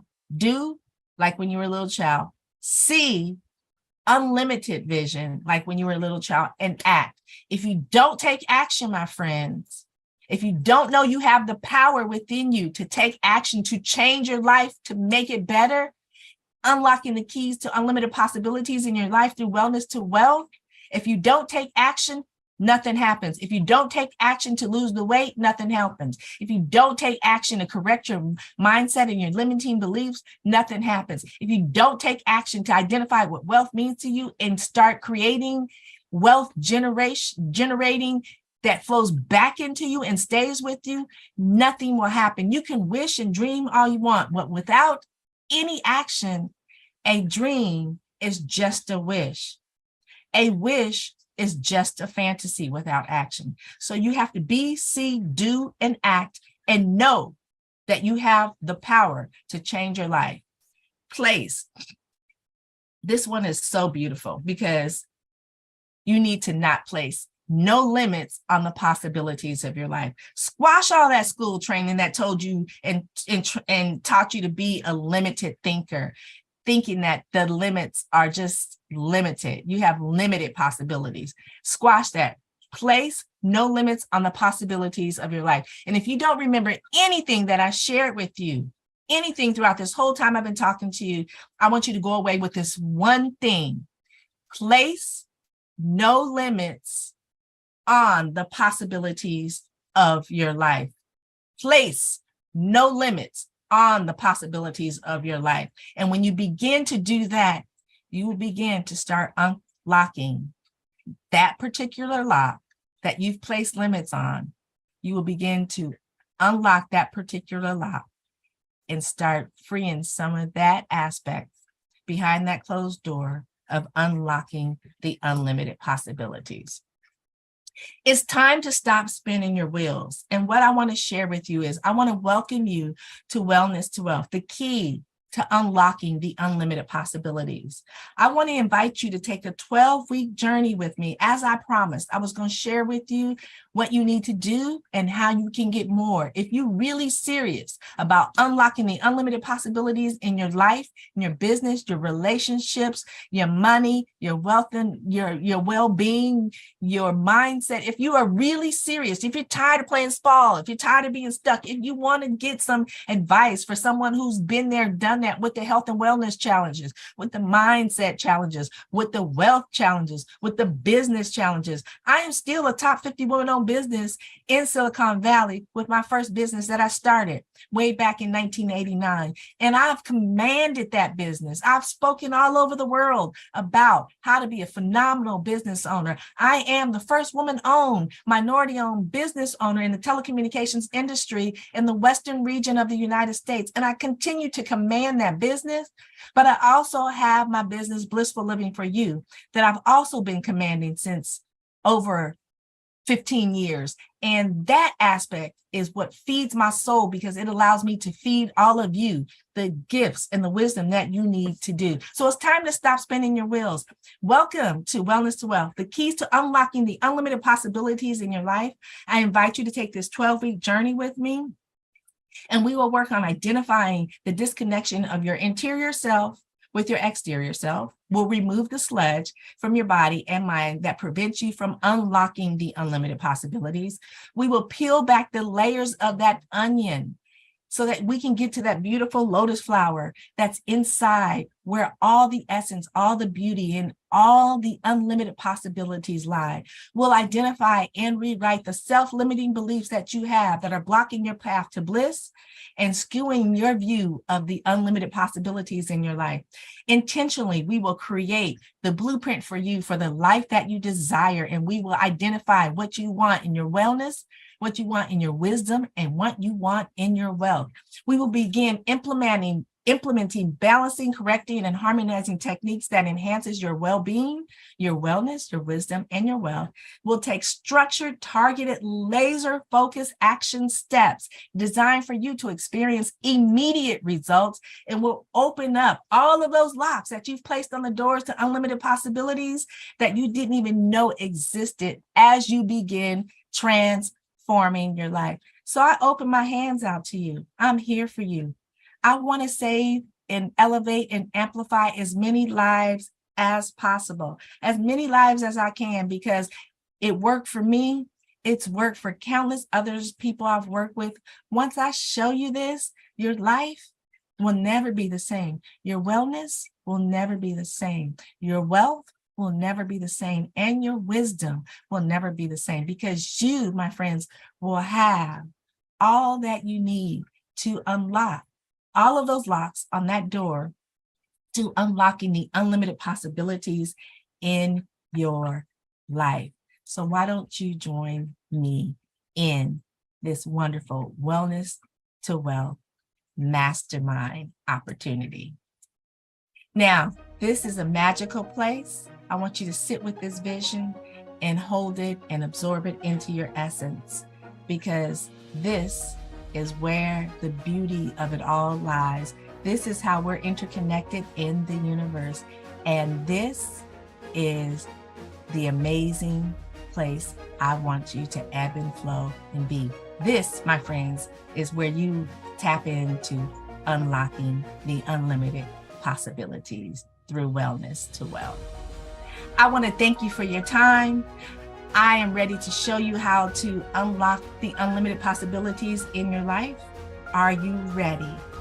I am Rochelle Marie Lawson, the Queen of Feeling Fabulous, and it has been my pleasure and my honor to share with you how you can unlock the unlimited possibilities in your life through Wellness to Wealth. Thank you.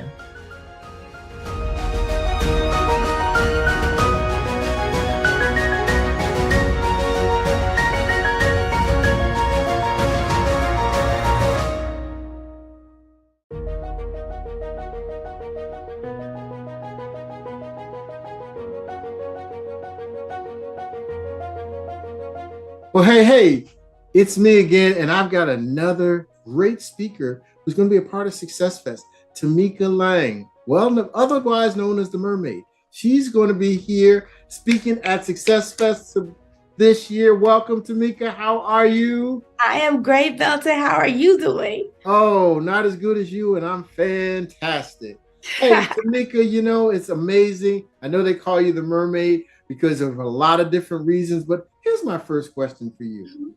In everything that you do, because you do some amazing things, What's been your biggest obstacle to overcome to get from where you were to where you are now? The biggest obstacle for me was the limiting beliefs. Someone told me that I couldn't do something, and I believed them. And it wasn't until that person was removed from my life that I was told by another friend, like, they gone now. So now what's stopping you? And I had no excuse. I had no excuse. So I just stepped out. I realized that I had nothing standing in my way but myself. And I had to get up out of my way so I could change the world. So change the world. What makes you want to help other people? So there's the song we used to sing back in the children's choir called This Little Light of Mine, right? I'm going to let it shine. Oh, yeah. And I have been told by so many people that I have motivated them and that I have changed their lives, and I wasn't even trying. So that light, I knew that it was shining already. And I figured if I put some power behind it, I could go from a little bitty small flashlight to maybe be in the sunshine and, power people and empower people and motivate them to do the things that they need to be doing in life, to live within their purpose, to achieve true joy, peace, and success, and just get out of their own way. I love it. I love it. I love it. So after somebody has a session with you, somebody has an encounter with you, comes to one of your events, what is it that you want them to walk away with? If you're successful in helping them what do they walk away with? The biggest thing that they walk away from after an encounter with me is knowing that they are in control of their life. You can free your spirit by removing all of the limiting beliefs, by removing consequential mentality, by removing the things that you've had in your way that really have nothing to do with what your purpose is. If you can truly own who you are, then you free yourself up. There's only one of you on this planet, which means you're invaluable, which means that you are priceless, which means that you are purposeful. So if you walk away from an encounter with me, you'll know that living in your purpose is truly what you are meant to do. And that's what's going to unlock the joy, peace, and success in your life. I love it. I love it. All right. Here's my last question for you. Yes, sir. And I think, to me, this is something that I always ponder about. Okay. What will your children's children say about Tamika Lang? Wow. I can only pray that my children's children will say that I left my mark on the world, that they are honored to be a part of my legacy, and that every room that I walked into, I walked in as myself proudly, and that I gave them the power to do the same. Absolutely. Fantastic. Well, listen, we are so honored and excited to have you a part of SuccessFest. We're really jazzed, and I'm excited that we are now friends and we are forever going to have the opportunity to impact the world. So again, welcome, and thanks so much for everything that you do. Thank you, Belton. I appreciate this opportunity, and I'm so glad to call you my friend as well. All right.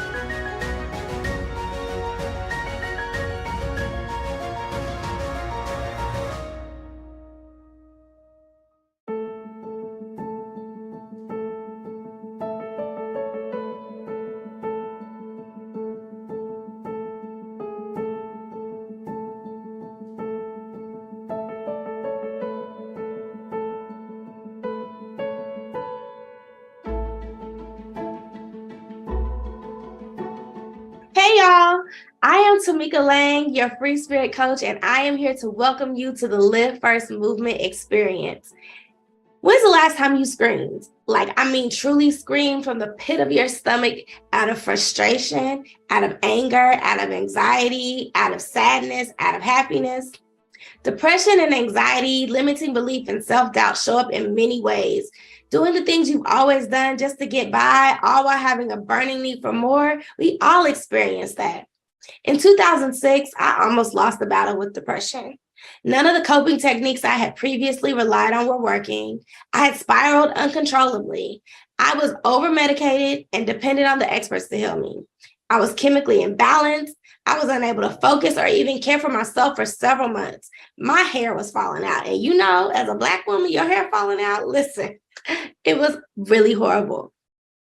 I didn't recognize myself in the mirror anymore. I couldn't feel anything physically or emotionally. I was beneath the bottom. I was dying inside and felt hopeless. And after a suicide attempt, I ended up in a mental facility. I was so out of it, I couldn't participate in my own recovery.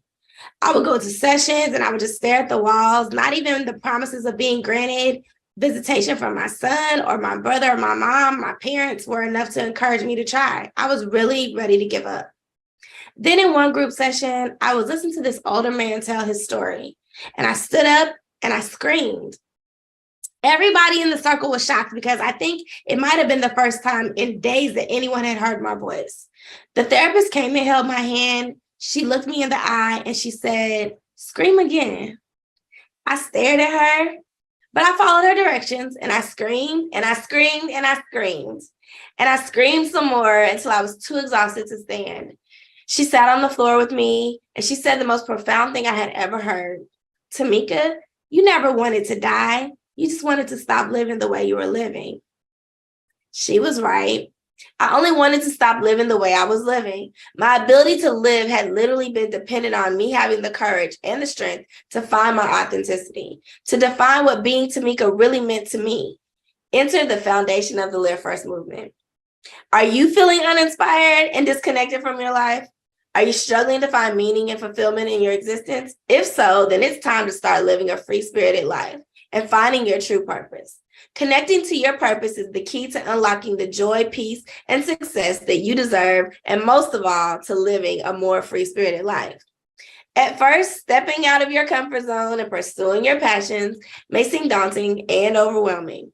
But with the right mindset and tools, you can learn to live freely and joyfully without the worry or fear holding you back. There are 5 steps that anyone can take to releasing the shackles of life and freeing their spirit. Are you ready to take the journey? So tell me, who are you? If you ask any adult who they are, they'll likely respond by saying things like, "I'm a mother or a father, I'm a daughter or a son, I'm a sister or a brother, I'm a friend, I'm a this, I'm a that." Insert your occupation here, whatever it is. Sadly, we get very caught up in identifying with our roles in life before we ever understand how to identify with being who we are. Isn't that crazy? I mean, we are literally taught in some capacity or another to be so many things, and rarely is anyone taught or even encouraged to learn who they are outside of those titles and positions.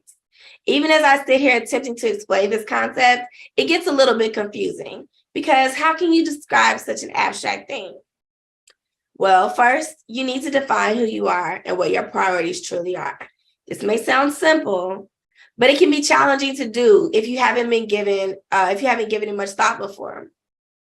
Take some time to reflect on your hopes and dreams, as well as the things that truly matter to you in life. Only by understanding yourself at a deep level can you start to free yourself from the constraints that are holding you back. Second, it's really important to learn how to care less about what people think. So often we allow ourselves to be ruled by the opinions of others rather than allowing our own path in life, and allowing us to follow our own path in life. This is a surefire recipe for unhappiness and bondage.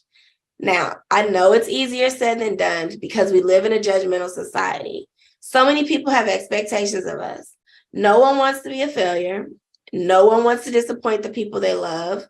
No one wants to be seen as crazy or in a negative light. But what if you could exist for just 5 minutes in a world where you gave 0 fucks about anyone's opinion? Imagine the liberty that comes with that lifestyle. Well, I'm here to tell you that you absolutely can exist in that reality. It won't be easy, but it's absolutely possible. There are 2 components to understanding this aspect of the free-spirited lifestyle. Number 1, understanding there's a fine line between being free-spirited and being selfish. And number 2, understanding that opinions do not equal your truth. Step 3, remove consequential thinking. Now, what if you condition your mind not to accept the possibility for anything other than greatness, anything other than you truly being able to walk in your purpose? The sun isn't aware that darkness exists, so it lives in a state of shining. What if you could just shine? Another important about this free-spirited lifestyle is learning to let go of negative thoughts and worries that can hold you back. Many people allow themselves to be ruled by their fears rather than trusting their own abilities and intuition. There are only two things that are absolute in life. You ready? One, change is inevitable, and the other is that death is eventual. Now, every given moment, we are existing between change and on our way towards death. And as morbid as that may sound, if you truly remove this concept that there are consequences and accept that we are all having human experiences and that we are all fully able to manifest, you'll realize how many doors that opens for you and how that frees your spirit. We've been taught that we reap what we sow, and we teach it as a means of explaining rewards and consequences, even though more often than not, we actually speak of it as justification for a consequence, when in actuality, it's a statement that supports the very real concept of results. Rewards are products of choices. They are the result of a choice. Consequences, in the traditional sense, are products of choices too. They are the result of a choice. Some results may last longer and may affect change, a greater change. But at the end of the day, good or excruciatingly horrible, they are just results of choices, a choice that we are all free to make. Changing the way you think about choices will enable you to be less attached to consequential thinking. Number 4 on your journey to having a free-spirited life, let's talk about it. This one's hard, y'all. Forgiveness. You gotta forgive. A lot of people have issues forgiving because they also think they have to forget. And this is very untrue. Memories are forever. However, the energy and power that you give, those memories to control your emotions and peace of mind is directly tied to your ability to forgive. Forgiveness says to your heart, it says to your mind, it says to your soul that you are reclaiming the power and restoring your energy to allow those three to allow you to obtain those three and to live in peace. Forgive those who have wronged you, but more importantly, forgive yourself. This step is essential to freeing your spirit because existing in a state of unforgiveness is like telling your spirit that you like being in bondage. And we all know nobody likes being in bondage. The 5th step to freeing your spirit. I can't give it all to you, but here we go. Start and stay the course. When the pain of where you are becomes greater than the fear of where you want to be, that's when your journey will begin. So if you want to free yourself and embrace your free-spirited lifestyle, you need to start and stay the course. This means committing to taking action, even when it's challenging or uncomfortable. This means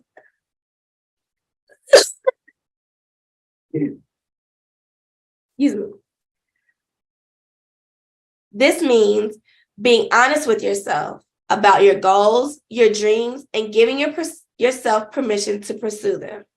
It means surrounding yourself with people who will support you along the way rather than holding you back with their own fears and doubts. With the right mindset and the willingness to take action, free-spirited living is within your reach. So what are you waiting for? Start taking those steps today and embrace your free spirit, the life you were always meant to live. When you're free to be you. When you're free to be you, the world is yours. It's really just that simple. So how do you go about freeing yourself? Are you really ready to take that journey? Are you really ready to take the step and align your life with your true purpose so that you can achieve joy, peace, and success, the life you are truly destined to enjoy? Just being here today, you've taken a huge step, and I want to coach you the rest of the way. So join the Live First movement and become part of this community of free-spirited seekers. Being part of the movement affords you group and one-on-one coaching sessions with me and access to the Live First experience, wellness retreats, and more. I want to be there for you. I want you to take these 5 steps, and I want you to be a free-spirited soul. I want you to unlock the keys in your life to enjoy true joy, peace, and success. So join me, Miss Tamika Lang, on all social media, the Live First movement on all social media, and start this experience. Get on the path and have a free spirit.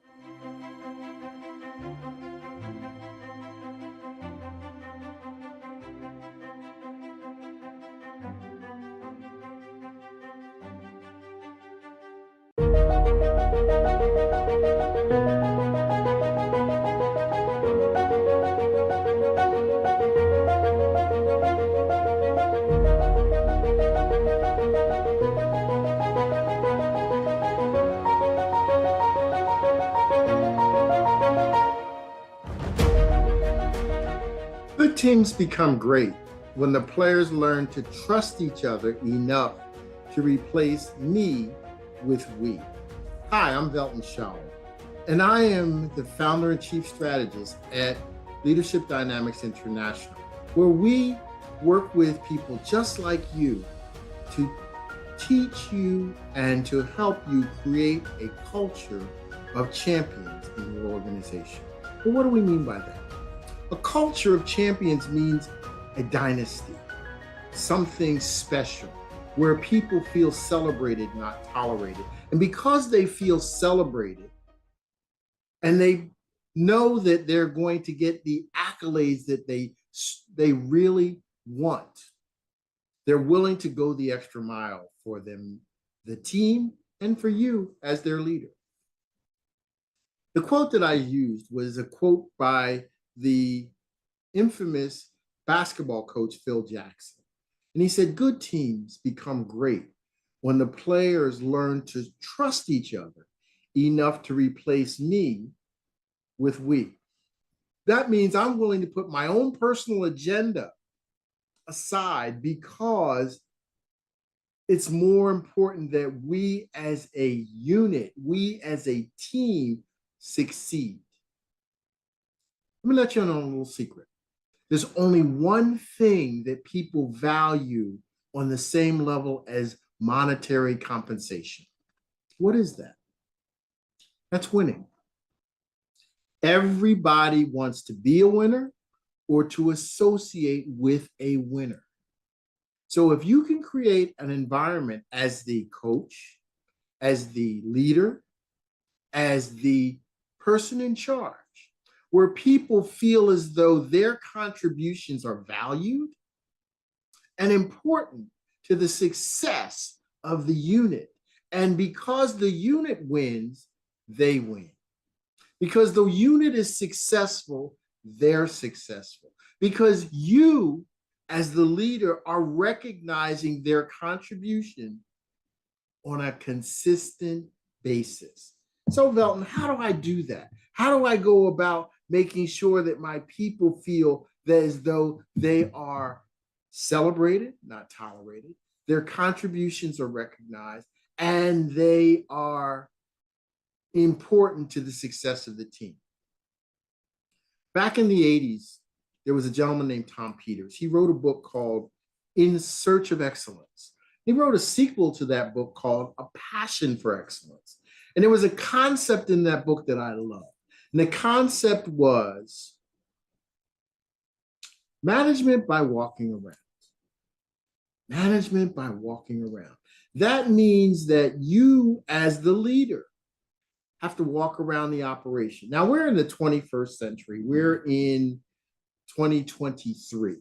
And it's not always that you're going to be walking around a physical environment, because we are either on Zoom, we are either on Microsoft Teams, or we have people that are part of our team that are not in the same building, in the same city, in the same country, or even the same state or country, I guess I should say. But we need to make sure that they feel connected to the team. I ran a sales office years ago out in the Midwest in Omaha, Nebraska. But I had salespeople that were not in the Midwest. I had a salesperson that was on the West Coast. I had a salesperson that was in the southern part of the country. And I had a salesperson that was in the Northeast.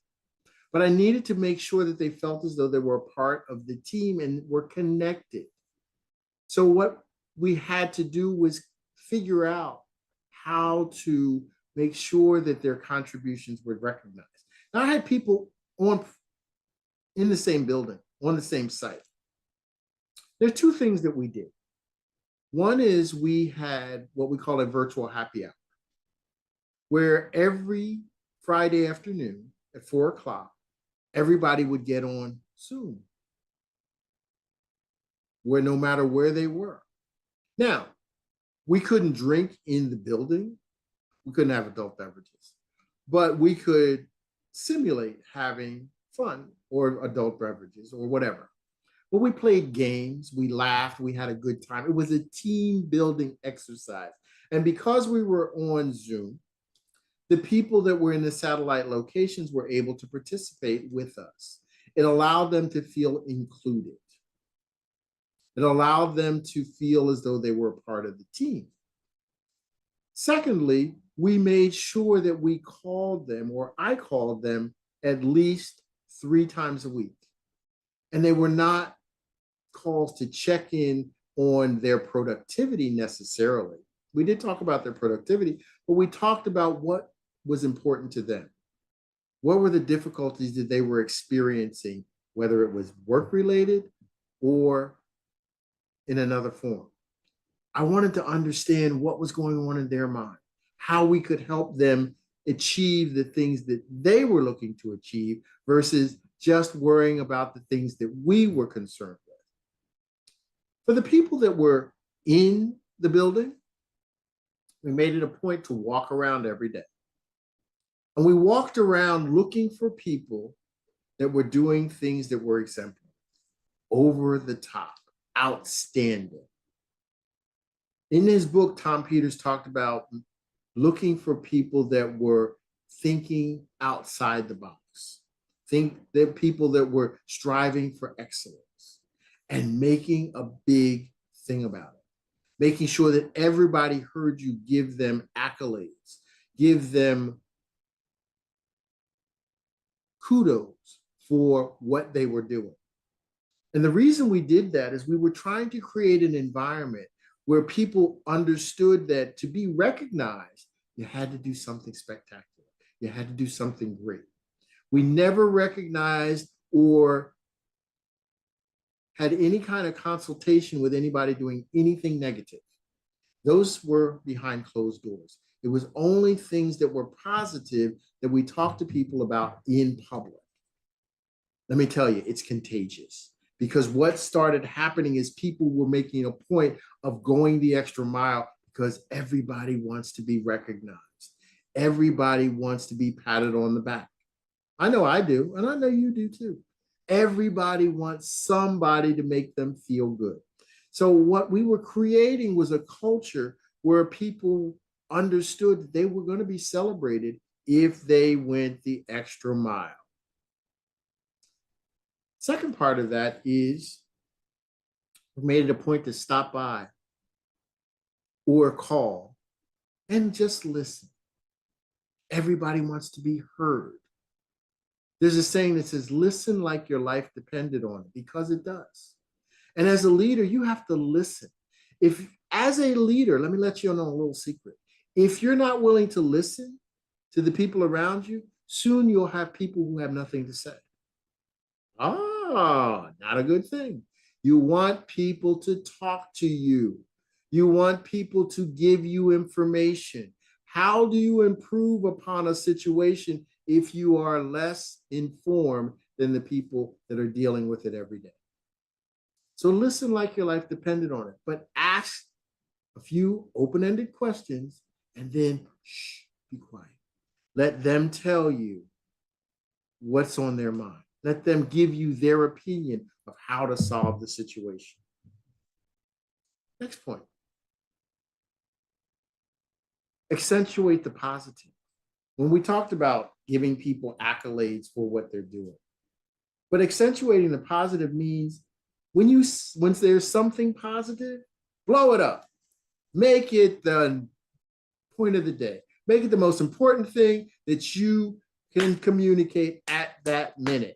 It's a positive boom. It could be something simple as thank you for what you just did. Hey guys, we just hit a new milestone. Hey guys, we just did something that I never thought we could do. And it could be something very, very small. But again, we're building that energy. We're building that camaraderie. We're building that confidence. Let me let you in on a little secret, because a lot of you are entrepreneurs, small business owners, and you're saying, well, that's great in corporate America, but I only have a small business. I don't have any people on my team. Some of you have subcontractors, 1099 people that work with you.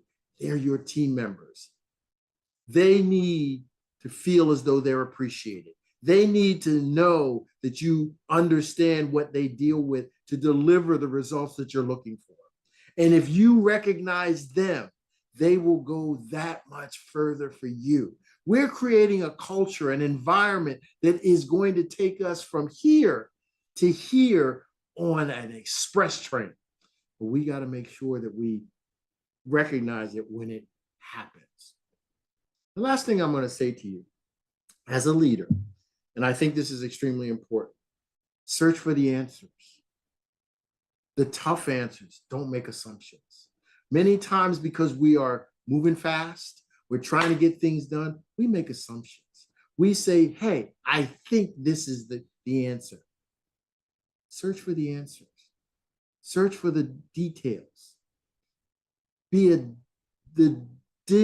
devil is in the details. You gotta get to the root. Search for the answers. Take the extra time to find out what the truth is, because I can guarantee you it's more expedient than making a mistake based on an assumption and having to come back and correct it.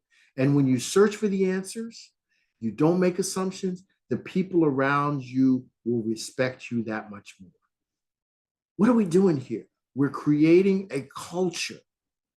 And creating a culture takes time, and it takes you being very, very focused. There's no magic.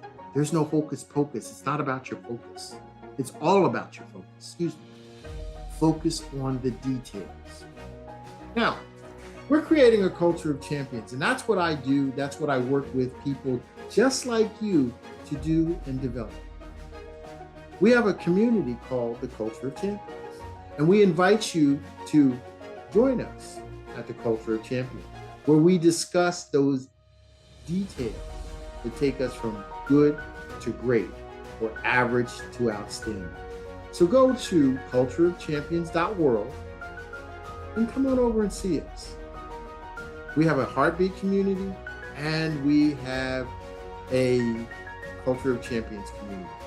My name is Velton Showell. Thanks for your time. I know there is a superstar in each and every one of you. And each and every one of you, I'll see you at the top.